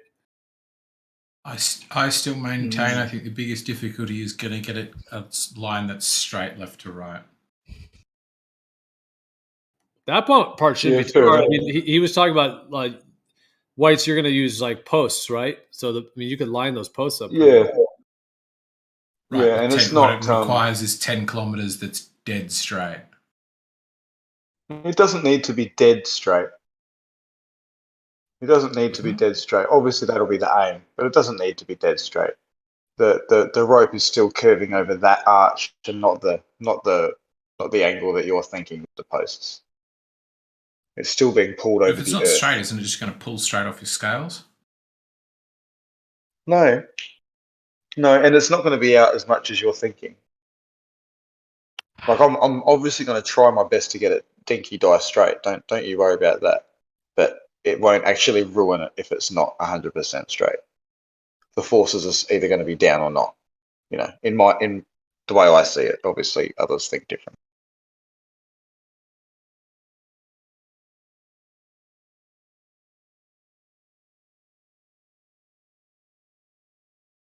I'm certainly not planning for it to be in a crescent shape, champ, so don't worry.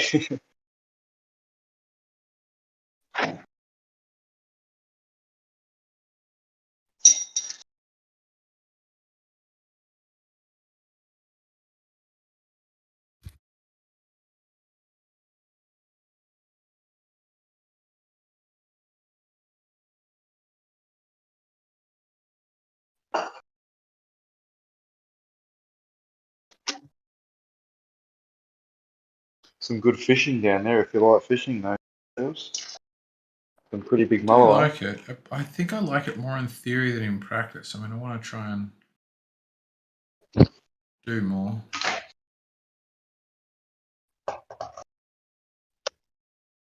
I want to actually try and calculate this.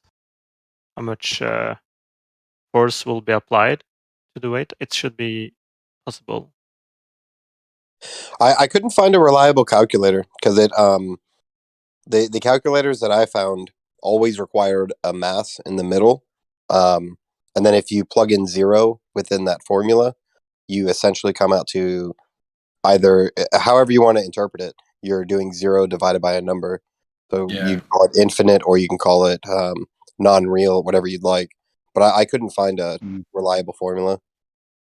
Couldn't you just what I would do is I would take a section, a tiny section of the ground, let's say 10 meters, and calculate the difference of height there, and then you would have like a tiny angle due to the curvature of the Earth. Take that tiny curvature and apply a force, and then do cosine to find out what the force would be in that angle downward.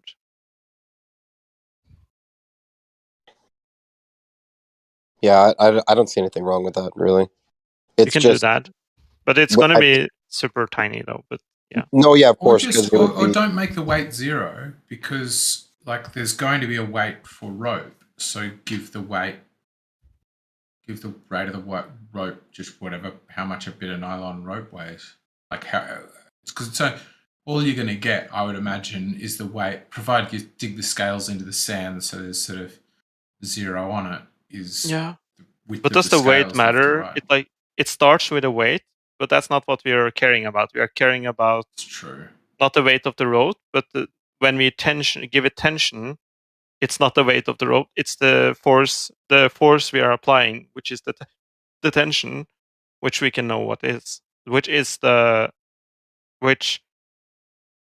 would be like, okay, the initial weight plus the set amount of tension. So I don't think the weight matters for this experiment. Yeah, I would say. Yeah, you're trying to figure out for the calculation. Is that what you're saying? For the calculation, it doesn't matter. I would say so, because you're just pulling the rope in. So if you're leaving it tensionless, then you'll just have like the weight of the rope, and when you pull on it, you'll get the weight of the rope plus the tension.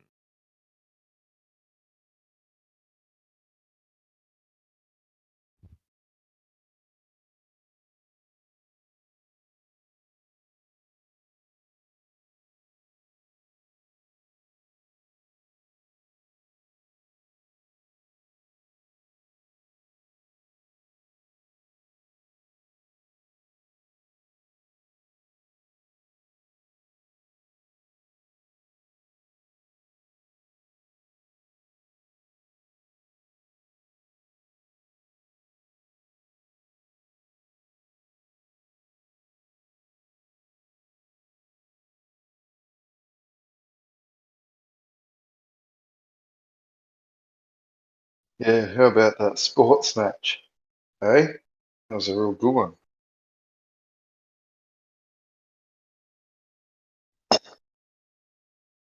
Go team.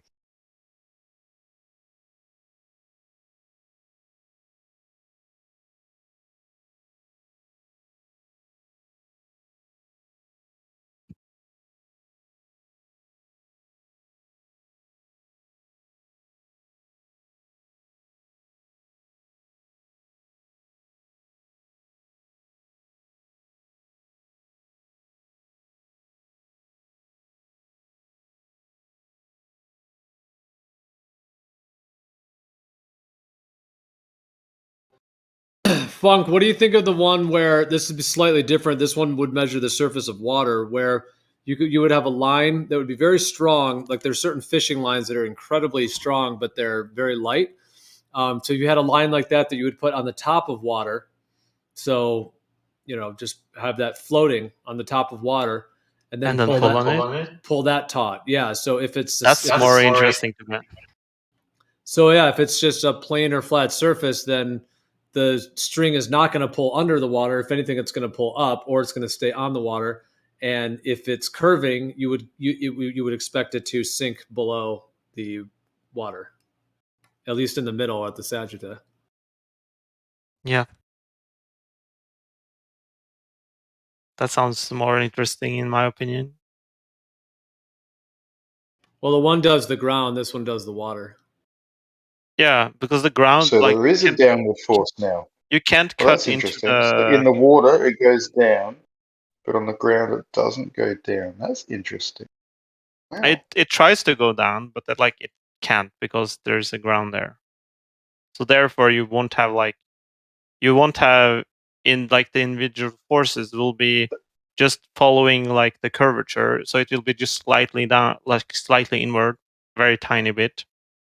But of course, Earth was made out of cheese, then you would be able to pull it into it. No, I agree. With the Earth one, you're trying to measure the force of the tension that should be greater and should represent the parabolic arc of the curve at each, measuring point. With the water one, same with the water. You're just getting it to cut through the water. Yep, and come below. Yeah, but hang on. He said for the Earth, the downward force is so negligible you wouldn't be able to measure it. But now he's saying that same force in the same stretch of water on a bowl, obviously, would have enough to cut through the water and go straight.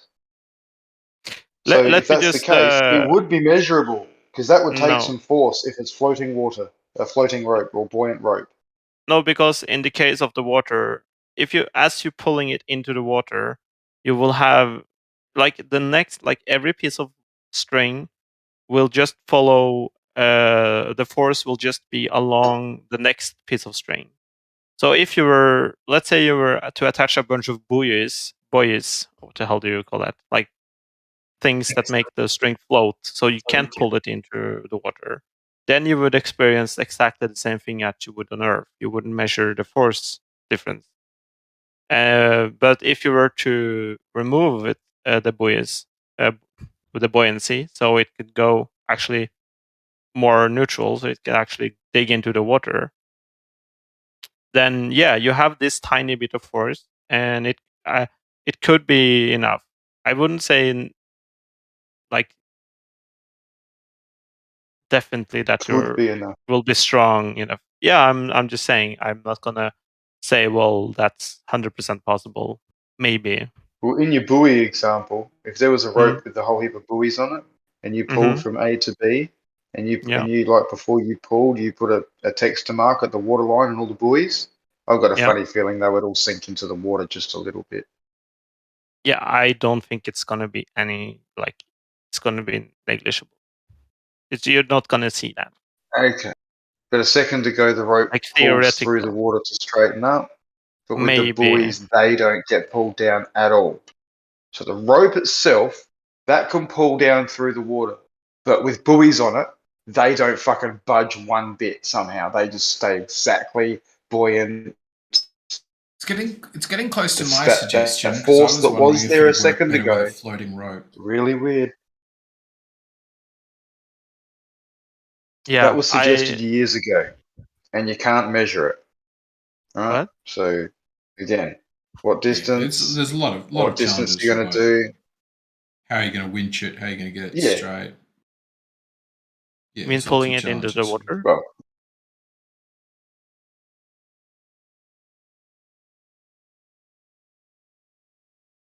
I don't know. Does a fishing line sink a little bit, doesn't it? Fishing line? I don't think so. I mean, I've seen it float around, but it's like surface tension is going to keep it a little bit on top. I'm not sure. Yeah, it's probably going to float a little bit. Well, the good thing about the floating is that you don't have to depend on keeping it. No, it's all right. I was just saying you don't have to depend on keeping it taut, because it's floating on the water. It already is just chilling. You know what I mean? So then, as you start to pull it just a little taut, and a little more, it's going to be taut enough that it's going to want to equalize, and then it would go under the water. But what I'm saying is that the fact that it's already floating on the water means that you don't have to hold that, line taut in air, because we know the sag and the possible that it would snap, meaning it's just floating on the water. And then once you pull it taut, it's just going under the water. So it doesn't have the sag there either, meaning it's able to be buoyant. So in that way, you're just kind of cutting the cheese, quote unquote, but you're doing that into the water, which should be very easy for that line to go into the water without a problem. You're also alleviating the weight as well, because it'd be resting on the water rather than having taut in the air. So you are alleviating the weight that would be involved. And in my mind, what I was thinking is, have that 2,000 yard line that I was speaking to earlier, and attach it or spool it up, some of it into one fishing pole, and then the other end spool it up into another fishing pole. Have someone in a boat go across a lake, let's say 1,500 yards, so it's not all the way, and then each side just starts reeling until it's seems a little tight. Then you can set up where the tip of the rods are 4 inches off the surface of the water on either side, and just slowly turn the reel on both sides. And then once you feel like it's taut, then have someone just go to the middle of it. Yeah. Maybe that could work. I'm not sure. Yeah, that's good. That doesn't sound like there's any problems with that. A lot cheaper. Yeah. Well, no. Well, this one was talked about years ago, like I mentioned before, back on Globebusters and Jeranism. Those guys, somebody had come up with that one. And why didn't anybody do it? Well, I think at least at one point they were looking into a particular. I think they had done. I don't remember all the details, but I know that they had done a calculation on it to what the tension that would be needed, and then they found actually a fishing line that had that tension, but the distance that they were looking to do, it was going to cost like $20,000 or $20,000 or $30,000, if I remember, like just for the line. So yeah, that was to cut through the water. Yeah, so it was just sort of cost prohibitive unless that funding was there. So I think it cut. Well, plus if it snapped, then that's 20 grand down the tubes. If it snaps. Yeah, I mean, if it cost that much, I would never spend that much money. I don't know about that price point. I'd have to look at the line or the rope they were proposing. But what I found was 1,000 yards, 1,000 yards with 100-pound tensile strength, for $60.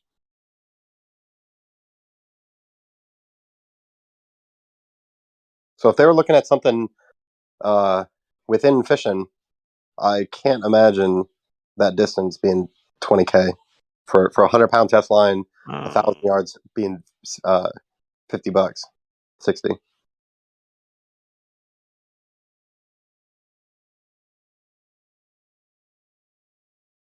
Well, the distance you said 1,000 yards. Yeah, so a little more than half a mile, and then there was an option. It's sold out, so I couldn't see the price. But the same site, that same line at 100-pound test line was 2,000 yards. I can't imagine it being. I don't know. You probably get a deal on it, so maybe $100 for 2,000 yards, a little over a mile. Mm.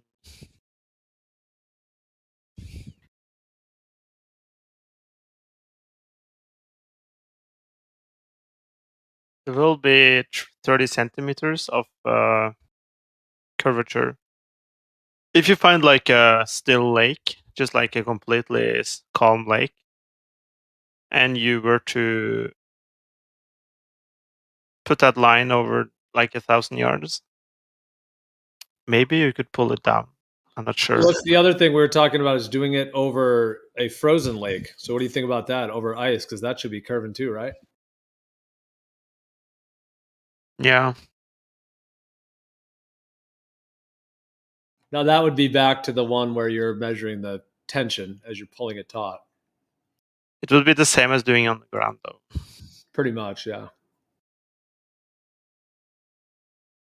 And then I even said a wild one where if you drilled into the ice and fed the line in the water, under the ice, all the way through, and then up the other side of the lake, you then, in theory, if you then pulled that taut, you'd be able to see whether, like, how that comports to the underside of the proposed curve of the ice. That one's probably more difficult to do because it's under cold, icy water and stuff, but it would kind of measure the bottom of it to see if it's like a dome, if it's humping. So, Bio, before you said that you liked how the one in the water with the line floating, how it supported the weight of the line. and you liked how it sort of negated that. What part of the line laying on the Earth doesn't negate the weight of the line?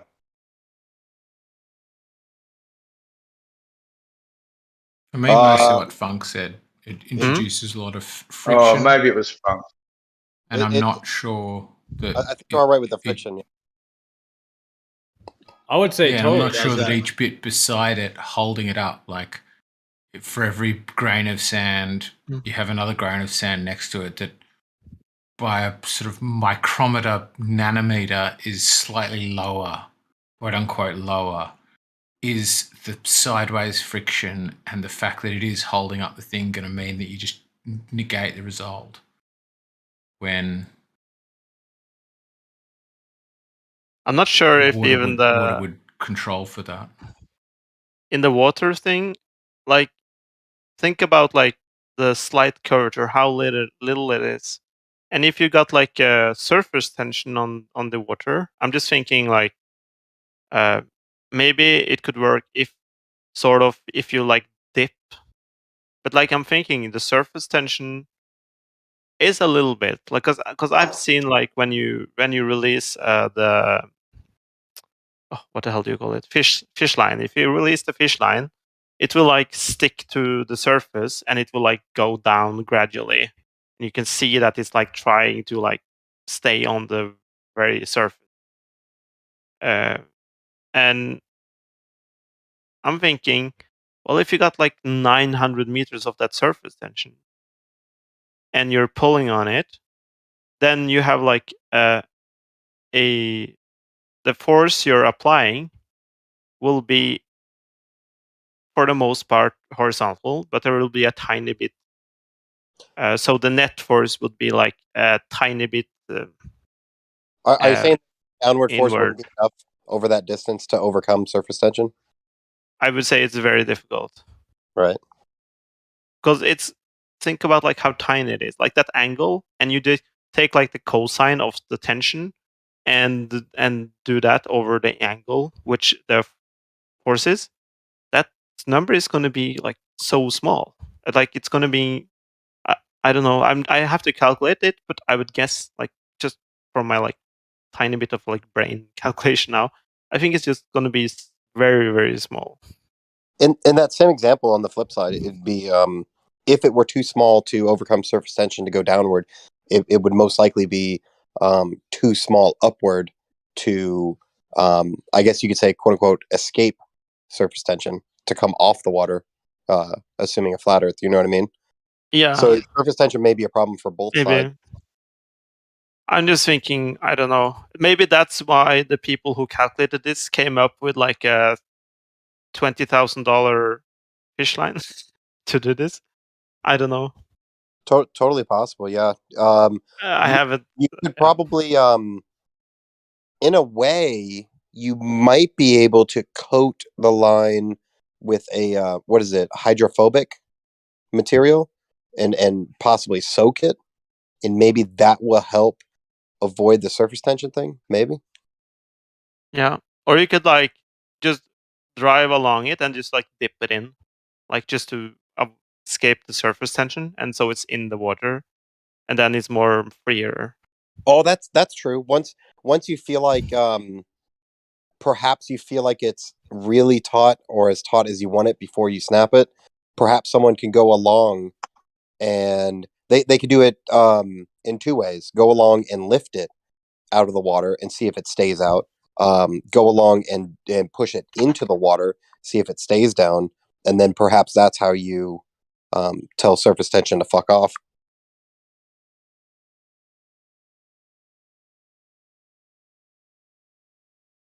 Because assuming either side, once you remove surface tension, it will want to. There will be a tendency to do something. So if it's a flat Earth and that force that's going upwards, because it would be so small over a great distance, by pulling it out of the water, it would have that tendency to want to stay out, given that force with nothing stopping it. And then on the flip side, with a globe, if it's sitting on the surface but wanting to go down, but the surface tension is too great, once you dip it, you allow it to, you remove that surface tension, now it stays under. That could be one viable way. Yeah. So again, there's apparent down forces for the water. Those same apparent down forces are there obviously on the land. You've got to overcome surface tension on the water. You've got to overcome the static friction of the rope on the sand on the land. So once those things are overcome, and if there is still a downward force, we can measure it, hopefully. So we've come to the same conclusion yet again. This is funny, guys. Just keep looping. It's like Groundhog Day. Don't you think? No, or do you think we're talking about different things here? Coming up with the alternative methodologies, because with your methodology over land, it would involve very heavy material, and what seems like more force, but over water, it sounds like we could potentially use a lighter, very much lighter material, as well as less expensive, to essentially do the same thing. And then we would also not have to rely on a numerical measure of the force. We could just visually see the interaction of where the line wants to be, under the surface, perhaps on the surface, or above the surface. So there's different methodologies. It's answering the same question in the same way, but there are nuances within it. Okay. I was trying to be definitive with mine, in essence. That's all. There's just nothing else. Nothing different that's interesting to talk about. I'm too lazy to bring out my calculator. I actually, oh fuck, I forgot. I bought I have had a fancy calculator before, and I lost it, and now I found it on Is it one of those fucking TI 89s? It's called ClassPad. Okay. It's Casio type. Oh, I have that. I think I have that Wolfram's physics toolbox or some shit.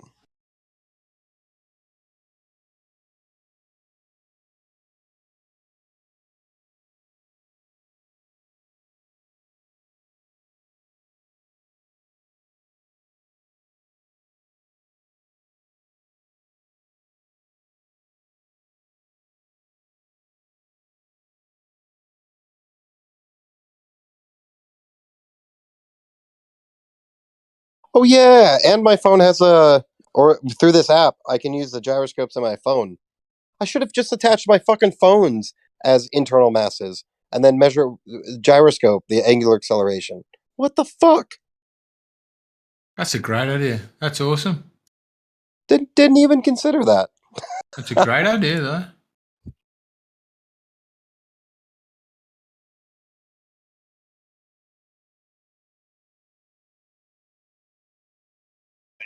Introduces a few, so doesn't it?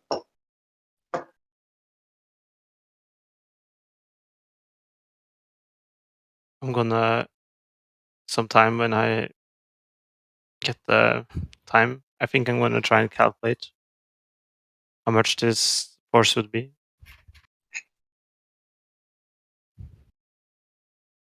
Please do. Well, on the water one, what are you referring to? On both cases. It would be great to have a quantifiable prediction. That'd be awesome. Yeah, like make a calculation as a function of tension. Yeah, sure. Well, yeah. I can tell you that the most tension I'll be putting on the line will be 1,200 kilograms, because that's its breaking strength. So there's a limit you can work with, 1,200 kilograms. Don't have a limit in either direction. Just calculate it out and say this amount, and then if it does come to where the length of 10 kilometers for that would be greater than 1,200, try to do a length in which 1,200 kilograms of force is possible. Just to see, like, for this experiment specifically, what is the maximum distance that 1,200 pounds of force would satisfy the experiment? Kilograms. Kilograms. Kilograms, yeah. Sorry.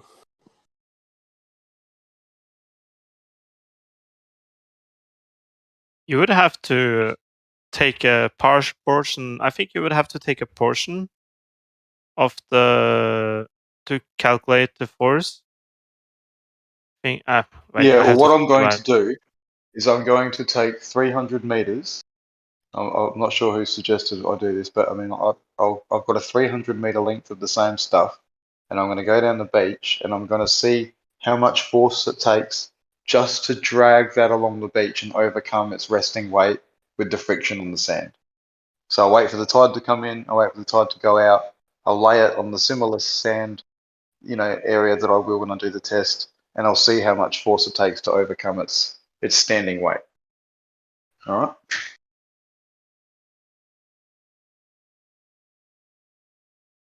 Yeah, sure. Because you could do that. Yeah, you could do that at as the end well of the as day. you could put a scale at the middle of that 300 meter section. You just put a scale, and then you could apply a force to one end, or perhaps both.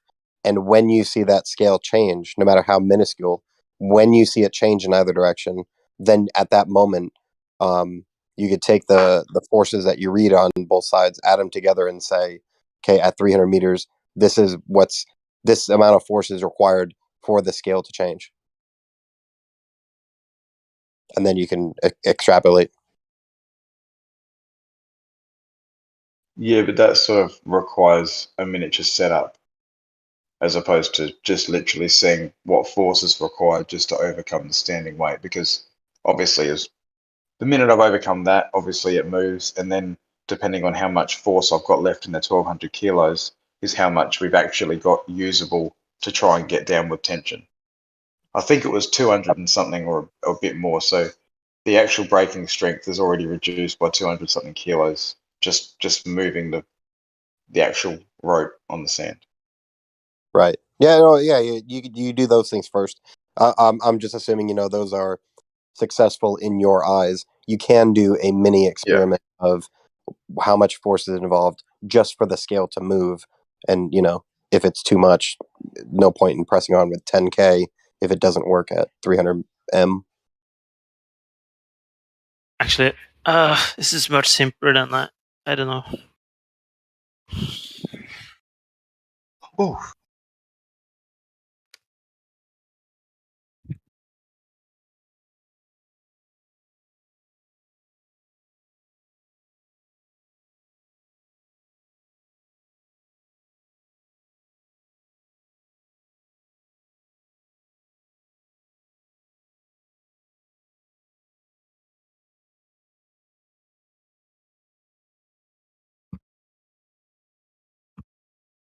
Yeah, left to right eggshells. In all honesty, I hadn't really put too much thought into how I was going to do that, but because I just assumed I was going to do it the way I was going to do it. And now you've mentioned it, and I keep thinking about it. Nothing's changed.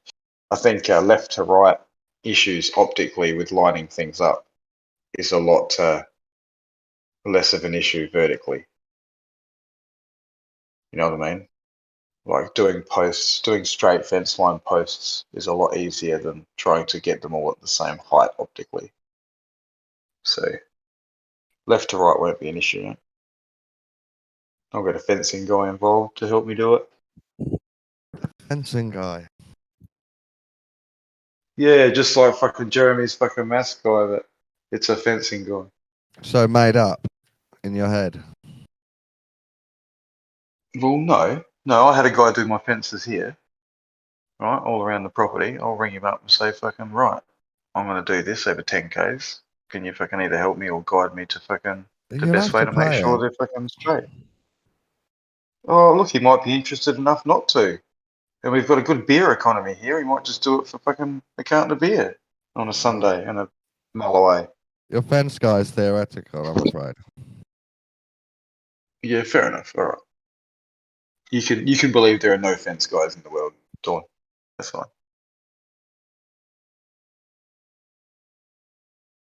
And you're going to need a winch guy to tell you how to pull each end of the rope properly.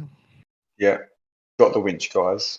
One's me or my vehicle anyway, and beach one's my guy to brother. explain how there's no hump in the beach, and if you do push down onto the sand, that means definitely earth curve. Oh, well, Dawn, I'd like you to try and tell me what else it could be. Then you're going to need a special guy that knows how to measure forces applied to scales with taut ropes. Really? A special guy for that? So far, Isn't it just a number on a gauge? Shit. So when I catch a fish and I fucking weigh the fish, do I need to get a special fish weighing guy to come and verify what the fish weighs? Or do you think that scale accurately weighs the fish? That's my point. You're going to have to get the fish guy in. Fuck, mate. You're going to have to get the guy to help Alright. convert a strings force onto scales into earth curve. Whites, I got you, man. Just hook your fish up to your scale, take a picture of the reading, and send it to me, and I'll let you know what it is. No worries, mate. You can do a calculation. Tell me what it weighs on a flat Earth, though. I don't want to hear what it weighs on a ball Earth. That'd be bullshit. I got you, man. I got you.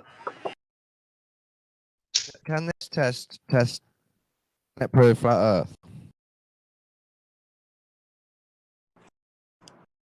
Perfectly, speaking to perfect scenario, it could, yeah. What if it lifts up? There's much less force on the scales in the middle. Yes, in a perfect world, the way the it's set up, yes, it could. So, they do it. Oh my and it's god! 90... No! So they do it, and it's 95% perfect. You'll take that as flat Earth proof. I would take it as evidence for flat Earth. Yeah, of course. If it weighs less in the middle, if it weighs less, then yes. If it weighs more, I'll take it as globe evidence. If there's no change in the scale, I will call it an imperfect experiment. Wow. If it gets lighter, we've systematically eliminated the ball. If it gets heavier, there has to be an obstruction, and the only thing I can fucking think of is the curvature of the Earth. So you're going to definitively prove the globe isn't true, even though you already know it's bullshit. It'll be evidence. It'll be evidence for yourself. It'll be evidence for a flat Earth. There would be questions surrounding it the whole time. There's questions surrounding it because you could do this over an unlevel globe. You could do it over an unlevel flat Earth. You can do these, especially when you're talking about 10 kilometers. So there are imperfections that could occur. Water level. Assuming everything is perfect. Level. Yeah, assuming everything is perfect and a result is given, then yes, of course that'd be evidence, one way or the other. Dawn, you got to be more open-minded, mate. For someone who's into Satanism, I think you need to be more open-minded. Satanism is all about trying your hardest not to be a fool.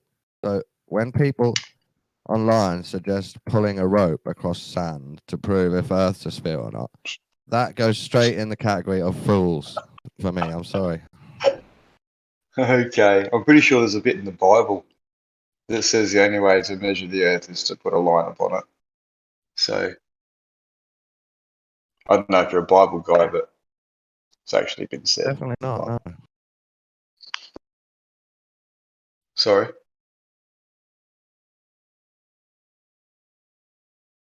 Yeah, I can't imagine that Don is a Bible guy.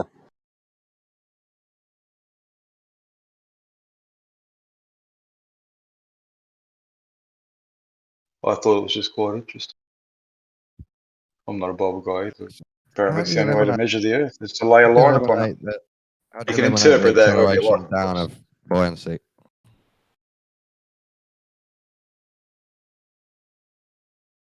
How do you account for the variable of the buoyancy of the rope accelerating down? If he's doing it over land, you won't have to. Right. Okay. What? It'll increase. The force down, Dawn, will increase directly as a result of the tension applied. And then by backing off the tension, it'll then release. Applying tension, it'll increase. There'll be a correlation between pressing the winch button and fucking the tension increasing. That's my vision of it. If it was a big humped hill and you had the truck down the bottom of either side and scale right at the top point of the hill, I'll give you this. But Earth isn't a hill, it's a slight curve. So you're pulling across 2 meters. It's basically flat, as Funk said 3 hours ago. No, it is. You're right. Yeah, but it's not flat. Geometrically, it's not. It's 2 meters above A and B. So yes, it's very close, but it's not. So the only forces that can happen are down or close to zero, which is still technically down, but they might not be measured. They can't be up, Dawn. The line cannot get lighter, and that's the whole test. It either gets heavier, pulling down, or gets lighter. And lighter doesn't mean flat. I think I understand the test. I think it's a waste of time. I don't mind if you do it.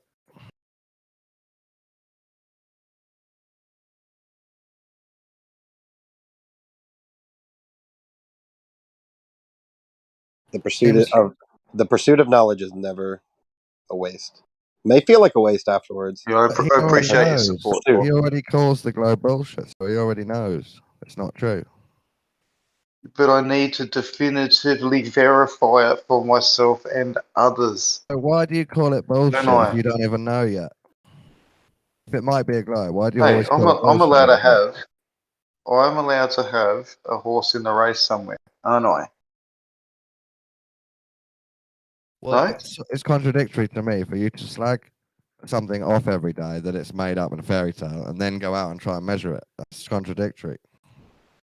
No, everything that's presented to me as evidence is made up in a fairy tale in the sense that it's not definitive. Okay? This comes across to me as definitive. So if it comes out that there's curvature, Dawn, I'll be like, well, fuck me, there's curvature. And I'm not going to be silly enough to think it's localized. So, yeah, it's going to be interesting for what's going to happen moving forward in terms of fucking, dealing with everything, which I'm sure won't be too hard. But at the end of the day, if it's not, it's not. So if it gets you back, it'll be interesting. I'll be happy. Well, fair enough, mate. And I'll be with you though, because if it's a globe, we still didn't go onto the moon with the evidence they've given us. That's still a bunch of bullshit. What do you say? I'm sorry, Dawn, for slagging off your religion every day. Definitively proved that is a globe. I will apologise for all of my fucking rhetoric. Definitely, if I definitively show that there's curvature, without a doubt. I can show you how to do YouTube if you want. No, you could post it on your stream and make fun of me, mate. That's fine. I'll let you do that. You could monetize it, then you make your money back and pay for the rope. I'll let you do it, Dawn. And if you feel generous, you can fucking help me out. But other than that, I'll let you run with it. I'm trying to avoid putting Flat Earth on my channel right now. Fair enough.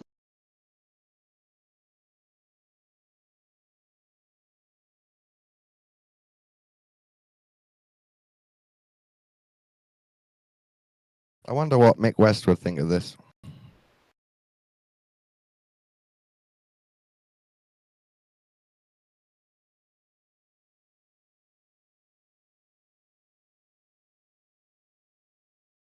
What does Mick West do? Well, he debunks a lot of stuff, tries to debunk a lot of stuff. But sometimes he actually gives Flat Earthers some time and describes their thinking and their experiments and why it's wrong or right. Oh, fair enough. So maybe he's less biased than Neil deGrasse Tyson, slightly. Maybe not, I don't know. He has nerdism like you guys, so he will engage with it. Nerdism.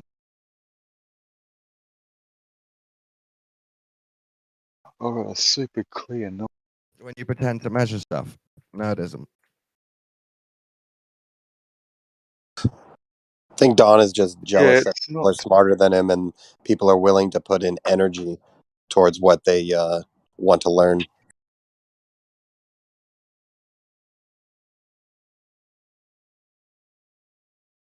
Don, would it be better if nobody found out things about reality and they just sat around theorizing all day? Which one do you think is better? Obviously, I like searching for truth. Yeah. Well, there you go. What better way to search for truth than to get your hands dirty and at least attempt to take a measurement of something that you hold dear? I don't see this as a search for truth. I see this as pseudoscience. In what way would it be pseudoscience? When you pretend to do science. Doesn't What mean anything. what part is the pretending? Regardless of what you think the result will be, what do you think is the pretending part? Thinking you know enough to measure Earth in a new, innovative way. That's the pretending part. I'm sad that you feel as though you couldn't possibly come up with something that's innovative, mate. You have the power, Dawn. You do. I trust you, mate. I believe in you. You can do it. If you can't discern the truth from all the information provided, you're not going to be able to discern it with a rope on a beach. That's my opinion. You say that, but I'm pretty convinced that every flat earther has a thing that would do it. Kind of like with Ranty. Ranty wasn't not exposed to the same information, all the plethora of evidences and things that were provided, whatever. It took some random picture that wasn't even part of the community that had him flip. And you can have your feelings on why he flipped. It's not intention, but I don't think that every actually flat earther has a thing. I think that going out to test it causes the escalation of commitment that causes people to believe in things more strongly. I think that that's why my suspicion on what will happen as a result of it is that people will strengthen their beliefs, regardless of what side they're on, and they'll strengthen their beliefs will change in proportion to how much they invested. So if they did nothing and sat back, it'll do nothing for them. But if they went all the way down to the beach and did all sorts of stuff and took 2 days out of their life to do so, it'll just strengthen their view. I kind of disagree. I think it's the complete opposite. In which I think if you sit around and do nothing, you inherently fill yourself with an echo chamber of what you want to see and hear, and you don't test anything for yourself. You have no reason to think another way. But if you do go out and test these theories, it's going to give you one result. Reality doesn't change based on your bias or beliefs. So when you go out and do those things, you may not accept the results, but I don't think you're bolstered by it at all. Like, for example, if I ran my experiments and I had no movement at all, I may still subscribe to gravity, but I'd have a lesser degree of confidence because I failed to show any attraction. So I would probably still hold on to the belief, but my confidence would be down. Probably never talk about it again, despite subscribing to it. But because I did something, I am more bolstered by the results I got. Yeah, I mean, I get the logic in what you're saying. I'm basing it like mostly on thinking about the time I went out to test, quote unquote, test dowsing, and we came back with the like totally unequivocal result that was 100% in line with what I said would happen. And I was the skeptic who doubted dowsing, and I said, "What happens when you normally do it? When things are working?" And they went, you go out, you do X, you all find the same spot. Basically, you'll use these wires, you find the same spot.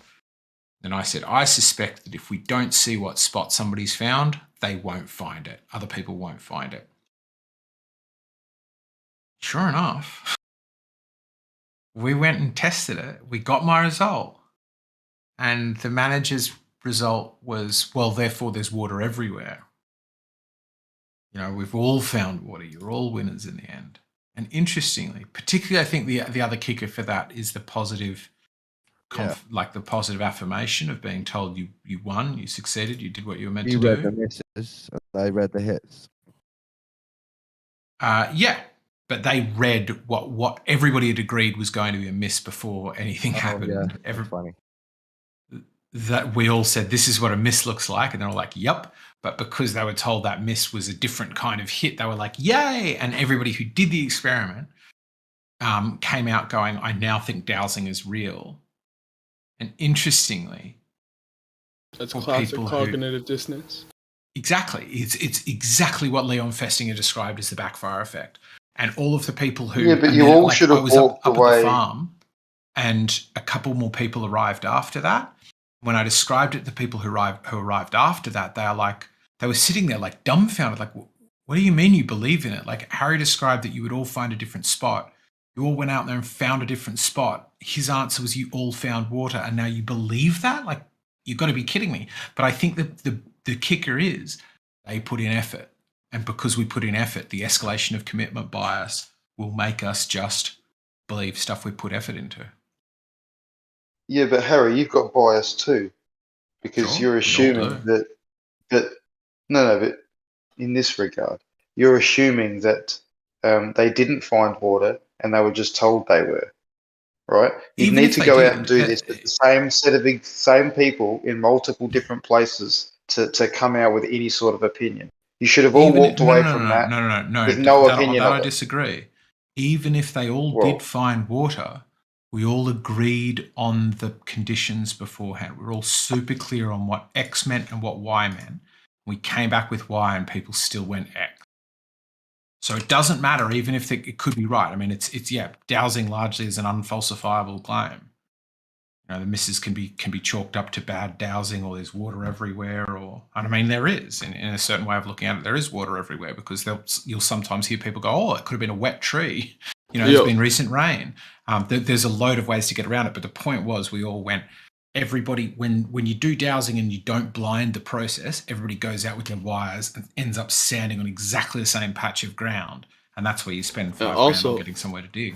The fact that you believed your thing more, it supports your point, because you had a bias going in, they had a bias going in. You guys both invested the time. You guys both kind of believed your original thing more. Yeah. Exactly. Well, interestingly, with the exception of his wife, the manager's wife, I got this sneaky. She was the exception? Yes, I got this. Well, she didn't do the actual dowsing, but she came over and she watched us as we all went out into the field. I said, mark a bit on the field so you know how to find it again. You get a rough gist of where it is, but then carry a stone with you or something that we won't know what to look for. And then I'm like, okay, so I set up the camera on the corner of the house and I go and find where you found. And we all go across this area we agreed we'd look in, and we are scattered across it like the most perfect random distribution. And he goes, "Oh, there's water everywhere." And we all have this discussion about it. And she's standing there still, once we've all walked off and started having beers and stuff, and I'm starting to pack up my drone and GoPro, I'm like, I noticed she's just standing there looking at now this empty patch of land. And I was like, "What do you think?" She goes, "I don't know." And I went, "Is that what normally happens when you go dowsing? Everybody finds a different spot like that?" And she goes, No, it's not." It was really interesting. She was really thinking quite deeply about it. Did that help confirm your bias even more, Eggshells? I'm pretty sure it's hogwash. I mean, it's just no clear mechanism behind it. It certainly confirmed what I thought I was going to find. Yeah, that is definitely the case. Hi. G'day. So you were right, Eggshells. The result was in your favour, unless your point you're making now is true, which means you could be wrong, just suffering from cog dis. Say again. I might have missed you somewhere. If the point you're making now is true, you might have been wrong, and coming back with the result that you thought was right It's just your cogdiss. Sure, but I mean, we wrote it down. I've still got a Word document somewhere that clearly says if we find the same spot, that it lends credibility to water dowsing. If we find different spots, that doesn't. So I haven't post hoc but that's changed just your deal.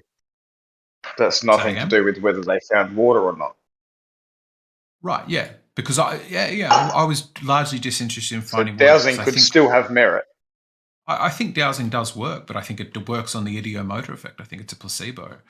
But I was largely disinterested in that. I'm fairly convinced of that. I'm just more interested in would by blinding the effect change the result? Yes, it did. And the other thing I found was super interesting was would strongly disconfirming evidence change people's minds? And the answer was no, it would not.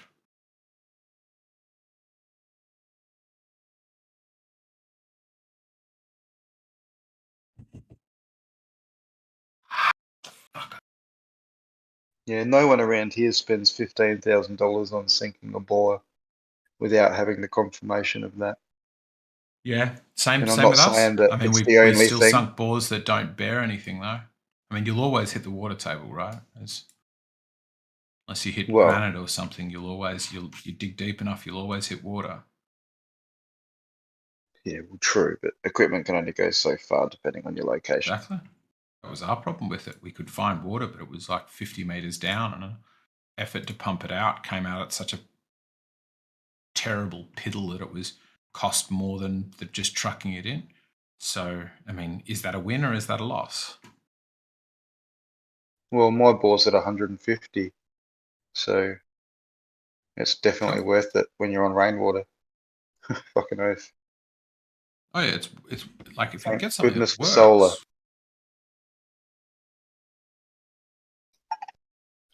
If you can get something that works, great, do it. But does it work? I mean, your stopped clock is right twice a day. You know, if you wander around and you choose where to dig a bore based on a method that will sometimes find water at a certain depth, it's like saying well, I mean, super interesting example of dowsing actually is some con artist in the UK sold dowsing devices to the Iraqi security force as bomb detectors. And he got prosecuted in court for it. The story of the fake bomb detectors, here you go. And he sold these things for like 10 grand a pop or something. Just terrible. Like just ripped people off and put their lives at risk for cash. Terrible. I've got this idea, actually. Nice. I think it's from shamanism. So imagine someone walking around with a wand and they're pretending the wand is finding the water, but actually it's their mind that knows where the water will be on the farm because they know land.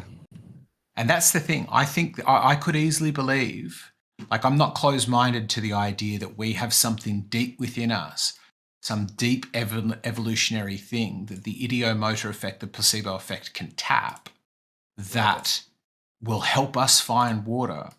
No, what I'm saying is, using in the dowsing. olden days, a real dowser would know the landscape much better than you or the farmer. So they'll be able to point out where the water is. And then when you dig there, after digging 2 or 3 places, you'll find it and it will seem like he's correct. Because you didn't know where water is underground properly, but he's studied this and he knows. And he's just using the rods as a visual trick. Yeah, right. It could be. You're saying like they're open eye, they know that they're actually surveying the landscape and trying to figure out where the water will be, but they just use the rods to sort of to give it a bit of hocus pocus. Yeah, entirely possible. It's possible it's a con, but it's also possible that a large enough body of water does have a field around it that certain metals or whatever you want to call it, or frequencies from certain people even, can tune into. You can't deny that's a possibility. Oh, it's absolutely it's a possibility. I wouldn't deny it's a possibility. I was just interested in, does the phenomena change? Imagine a witch doctor hunter in the jungle, and he says, I've sensed the energy of the tiger. But actually, he's just seen its tracks and hasn't told you. Right? Or, so you that's possible. Or he also doesn't know what he's tapping into, but there's a chance that there's part of his brain that can smell the scent of tiger's piss, and he's never connected one with the other, but some deep dark recess of his mind goes, oh, that's a predator's piss, that urea is high in blah content, and that means that it's a meat eater, and that means that you're meat and you'll get eaten. And he's not able to. I think there is, like, Blink, Malcolm Gladwell's book talks a bit about this idea, which is a bit pseudoscience-y sounding, but this idea that maybe you do have, like, ancient knowledge that you can tap instantly, and you don't know where it is, so you give us these hocus pocus ways to get in a trance-like state and to use it. I also think it's a practice art. They know that they're using hocus pocus and trickery, and they know that they've got a real science hidden underneath that. And then in the modern day, it's just a scam because they don't know the science of finding water.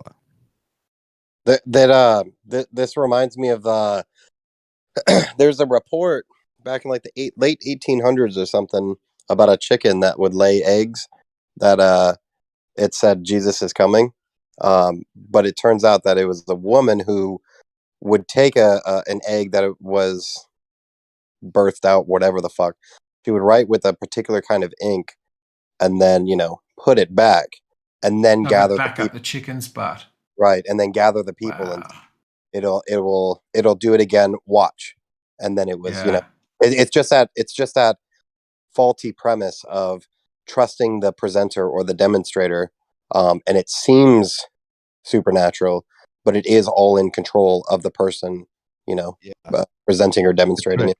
Yeah, because I mean, dowsing, like, the thing that gives me so little faith in dowsing is some people use jars, some people use metal, some people use willow, and they can use it to find, as the link I posted, bombs or drugs or water or like anything. So it's anything can find anything, and it works in exactly the way the ideomotor effect does, such that you can do it without saying you're looking for water. You can get people to do the ideomotor effect simply by looking which way they lean in a social situation. You'll lean towards people you like and away from people you dislike. Like, that's the same effect.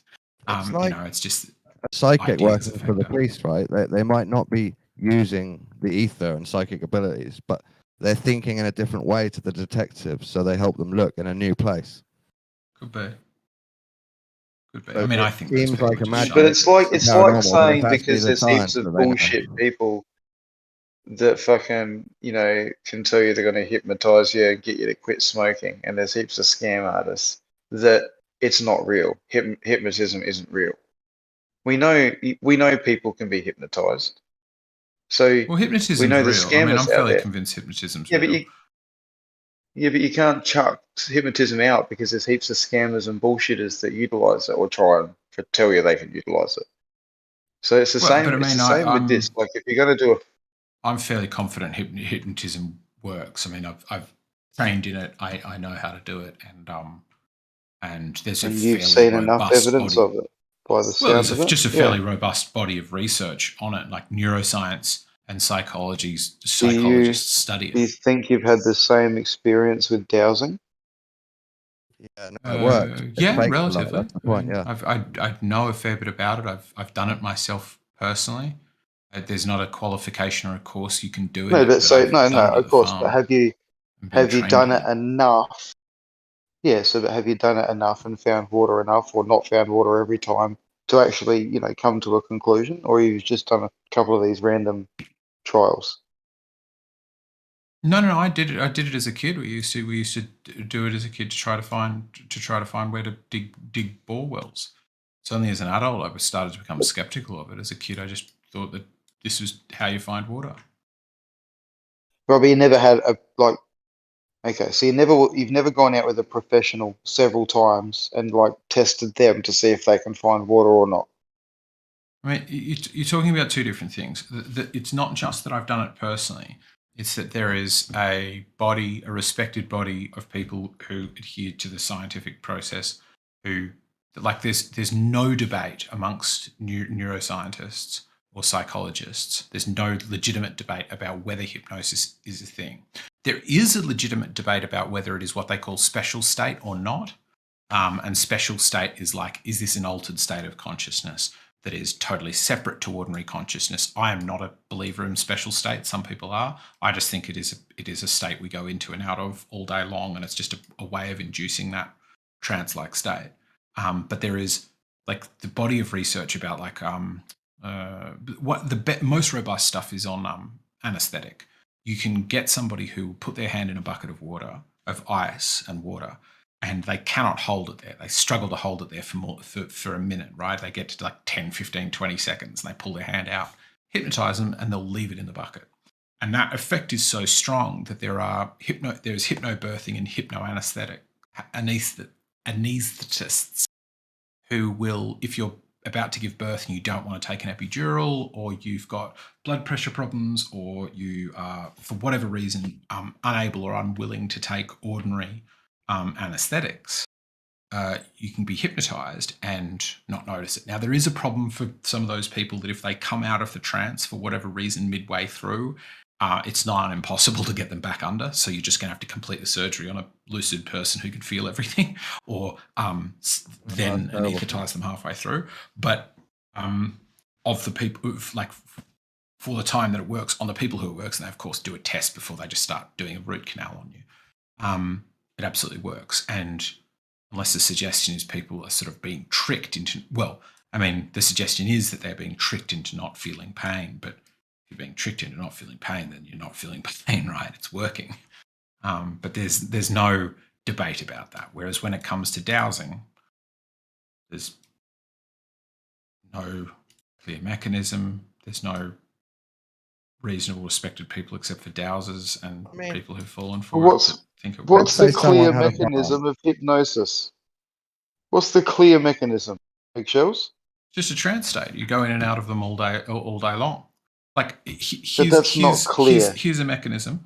Have you ever been in a like high excitement situation, either excited state, so either really happy, excited, like having fun, playing sports with your mates or something, or some terrible shit's happening around you, and you get hurt and you don't notice until your adrenaline drops again.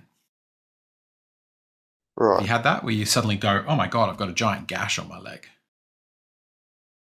Oh, sure. Yeah, I've hurt myself and not noticed so it until that's later, the same definitely. Thing. That's the mechanism it's talking about. Okay, Basically, so you're saying that's hypnosis. I've got into a state of hypnosis and not realised. As opposed to adrenaline just covered up the pains. Okay, right. So that's not clear at all. No one listening is going to say, yeah, that's clear. At all. Right. I mean, they're different. There is no clear mechanism. I would say that. Okay.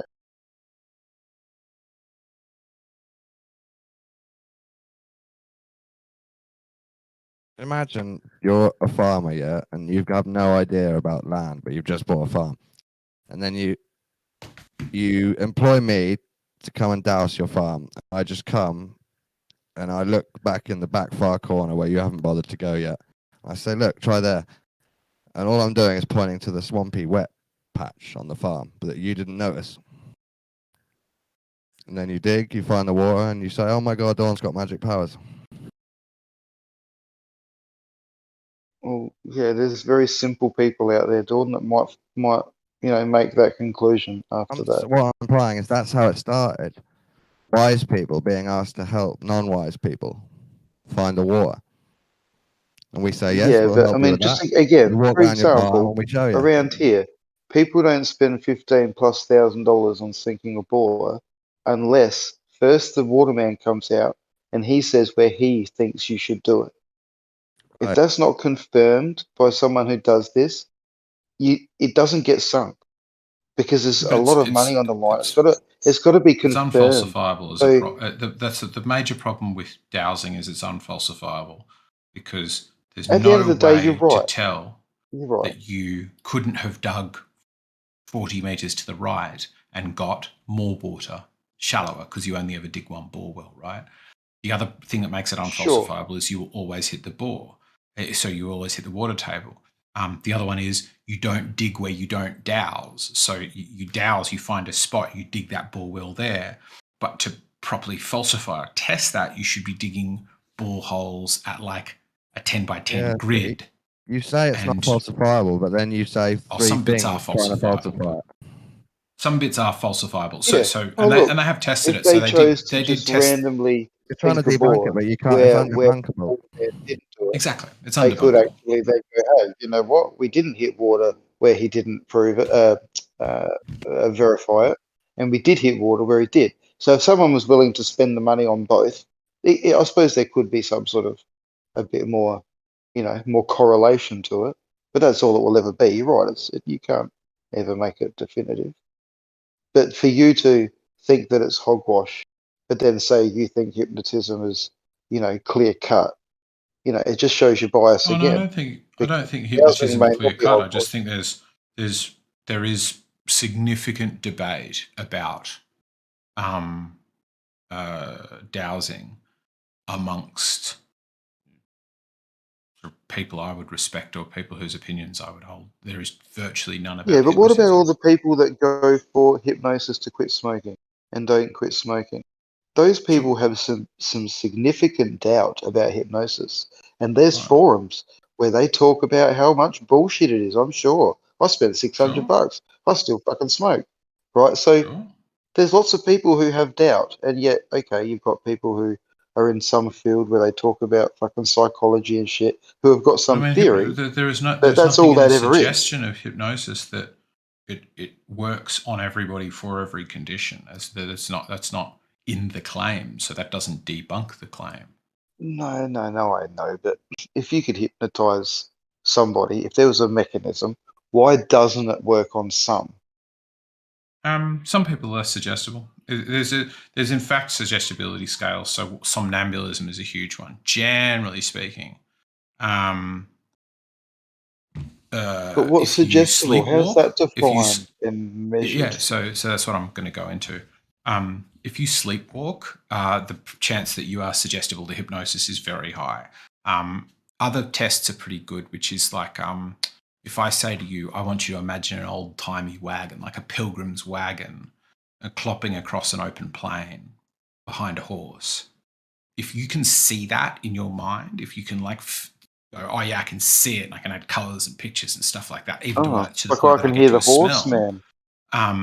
If you claim to be able to, I forget, there's a proper term for this, but like basically visualize, vivid visualization or something like that, then that is an indication of suggestibility. And then there are other like subtle tests you can do on people, like just tilting your head while talking to somebody. Talk to them with your head tilted the same as them. Get into a conversation and tilt your head the other way. More suggestible people will follow your tilt. They will switch the way they're tilting their head. Less suggestible people, not so much. And it also tracks with things like psychopathy and autism. Psychopaths and autists not very unlikely to be suggestible. Crazy. So based on all those correlations, yeah, self-reported measures, some of them. They're very nuanced. It's not those traits, but I think they pretty do have definitive. Read up on it. Sorry, Dawn, what were we saying? That's all just theory. What you said about suggestibility, that does come into it, but they're all very nuanced. I think it's more down to how good you are at putting someone into a trance.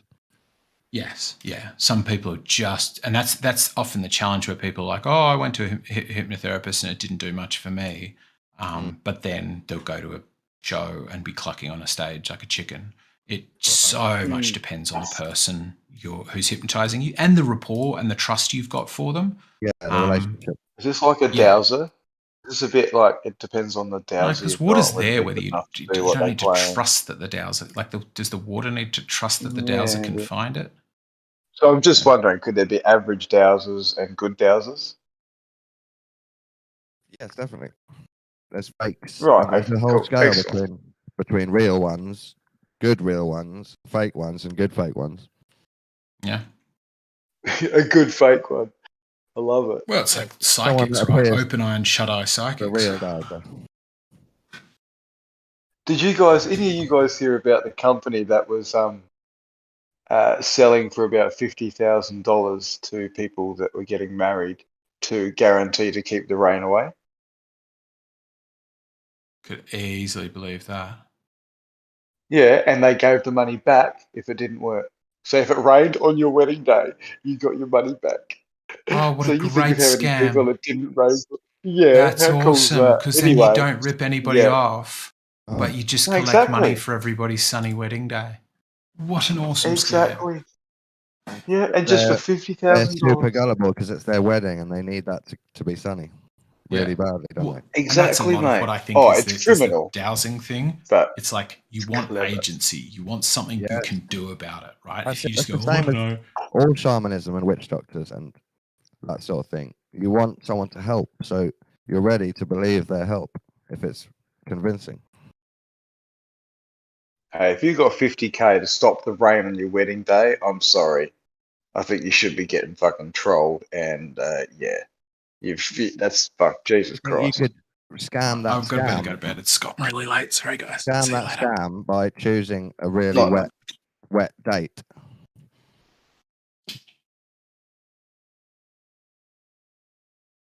Yeah, no, I'd prefer to relish fucking in the wet t-shirt competition on my wedding day. That would turn out, as opposed to fucking pay 50K to pay not to have a wet t-shirt competition. I don't think the elites can sprinkle magic dust from airplanes and put us in a full trance.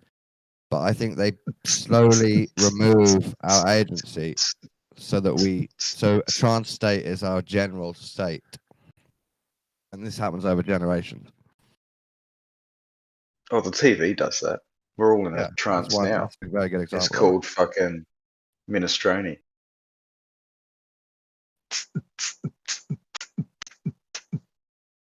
Strony, strony, strony, strony.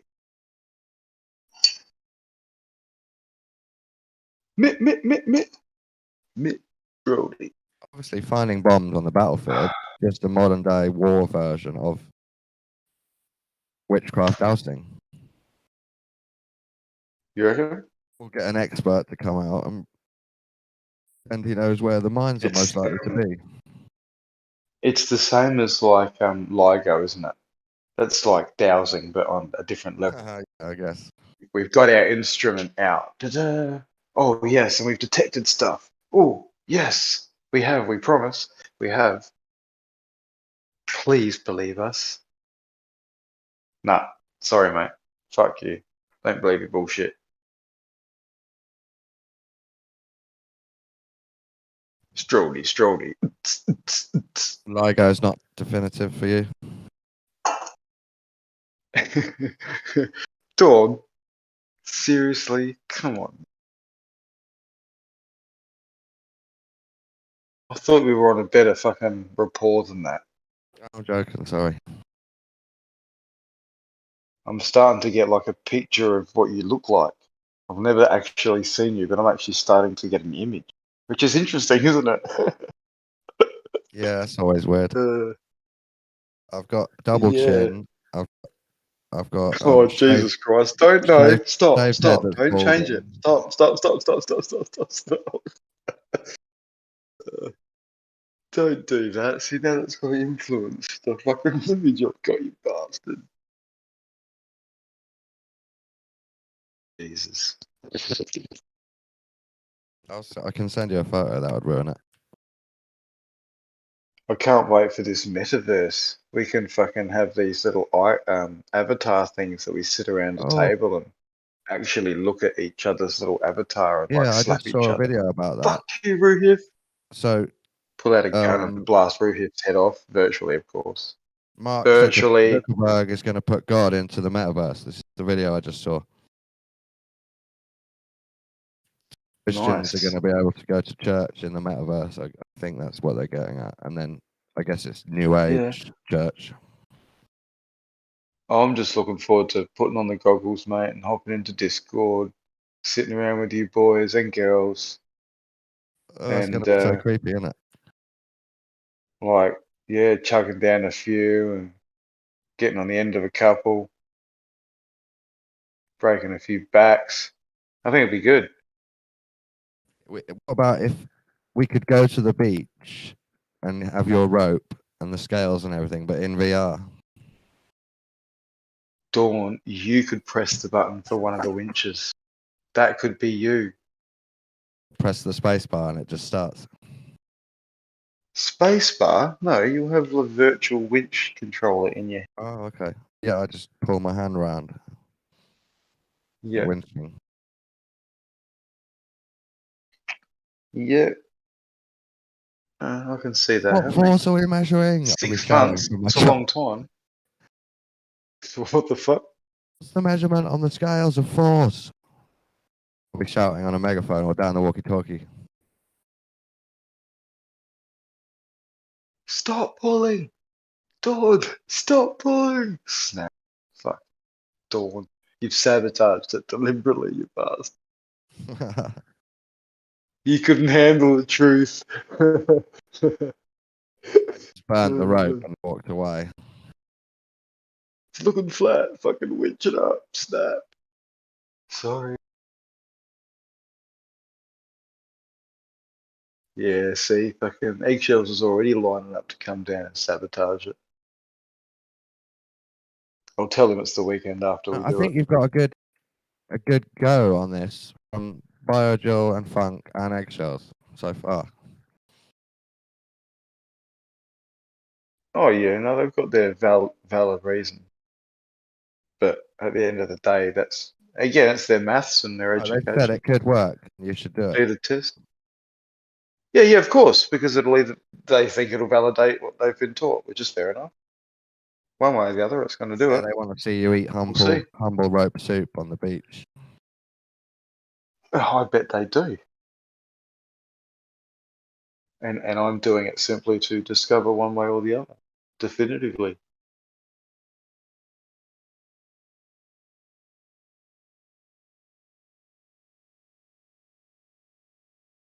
But anyway, that'll happen when it happens, and I'm sure there'll be a few people involved. There's a few flat earthers and shit around where I'm living, so, and ballers, both.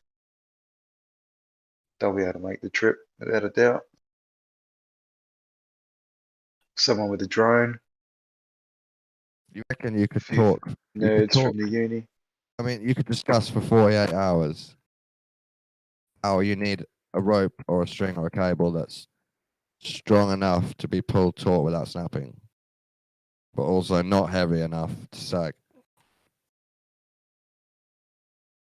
Yeah, if I was doing a test like that I would talk about that, but that's not the test I'm doing. So lucky, we don't need to talk about that. Right, no, still managed to talk about that. Did they? Well, ballers always try and go for sag when they hear a line test, which is weird. But it's not your standard line test, as you know now. But we'll see. Have you put any new videos out lately? Or? I only heard Terence McKenna talking about DMT for 10 minutes. Okay, I haven't caught that. Isn't that funny? Because I fucking subscribed and clicked the fucking thing. I don't even get a notification. That's fucked. I had an idea that I'd get like 500,000 hits, but so far it's got 20. Oh, you poor bastard. I've got a long way to go. Hopefully someone will put it in a playlist or something somewhere. It's good content then. So you really expected it to take off? No, I was just hoping on this because I've seen other people do a bright, colourful thumbnail that says Terence McKenna DMT and they've got 500,000 hits. So I could try get some hits. Okay. So far it's got less than my normal videos. Interesting. That is interesting, isn't it? It's I monetized my channel about a month ago, and it has been quite interesting just to think about what people click on and why, and how these algorithms work. And if you could hack the algorithm and predict what people will click on, and then make free money basically just by uploading someone else's video, it's kind of an interesting concept.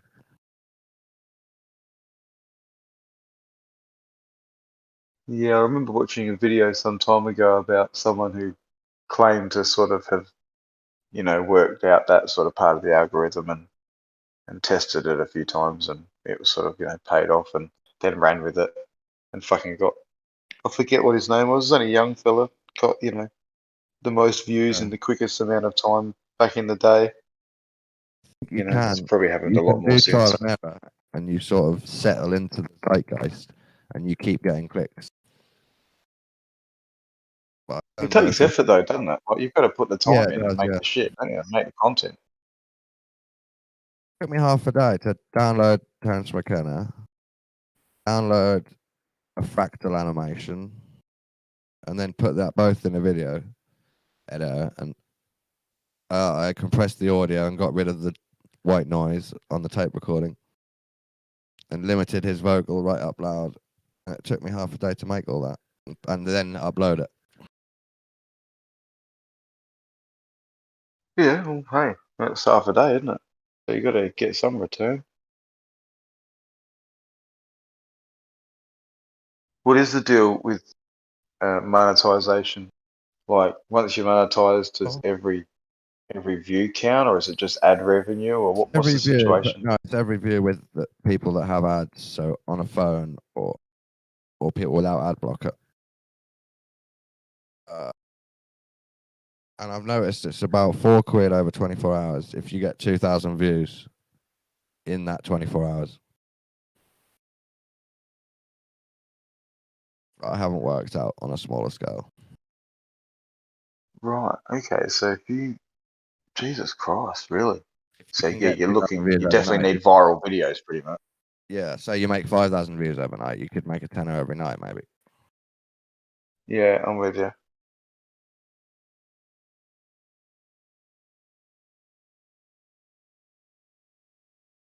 Yeah, and I suppose if you've got some sort of topic where you're putting out, 5 videos a day, and I can see how that does add up. Shit. Yeah.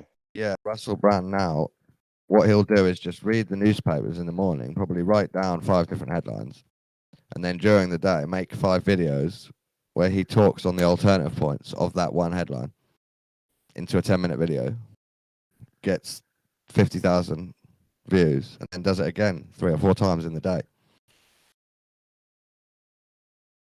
He does do that every day, and you're making quite a lot of money. Yeah, and not to mention with your subscriber base, don't you then get extra money for people putting ads on your page, or is that separate again? You can devote like a minute of your video to advertise a product. Get extra money. Yeah.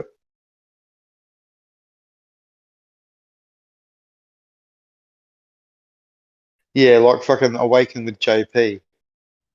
He doesn't have ads that pop up on his thing, but he does an advertisement. I suppose he calls it sponsored content, you know what I mean? Which, different people feel differently about the different ways, don't they? Yeah. Yeah, well, at the end of the day, if people like the product, they'll listen to it, but I don't listen to it personally. But yeah, I like the fact that he doesn't break up his content with it. It's either at the start or the end. You know what I mean? Like, not fucking in the middle. But anyway. Yeah, I really feel guilty about putting adverts on my videos because I hate adverts. But it's 5 seconds and then you press the skip button. Okay, what's the deal like? Because I've got YouTube Premium, right? Because I hate ads and I like watching lots of fucking docos. YouTube Premium pays people instead, but without giving anyone an advert, which is cool. Well, that's what I was trying to get at. So out of my premium, if I watch one of your videos, do you get a payment from that because I'm premium? It gives me a smaller one without affecting you, because you already pay them. And that's just not across the board. So I'd have to watch one of your videos, or because you're a YouTube. Yeah, it might give me a penny or something if you watch an ad. No, if you watch a video through premium. Interesting.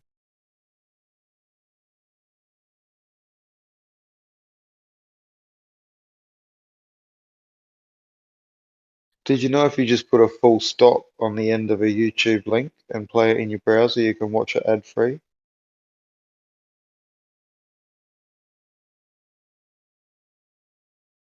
Not that that might mean much to people, but if you're watching something long and there's lots of fucking ads and you don't have premium, if you just put a full stop at the end of the link and refresh the browser, it then plays without the ads.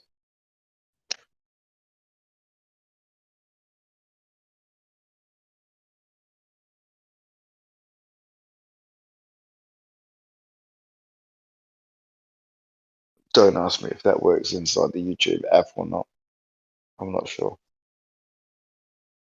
My mate's here now, so I've got to go for a minute. No dramas, champ. Enjoy.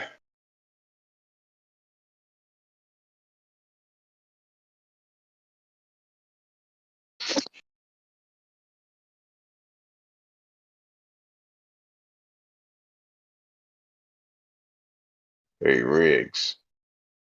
Are you there, Riggs?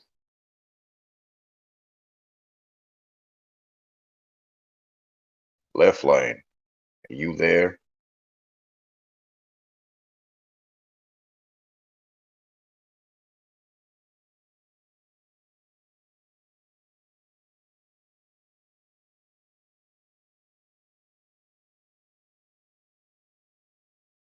Right.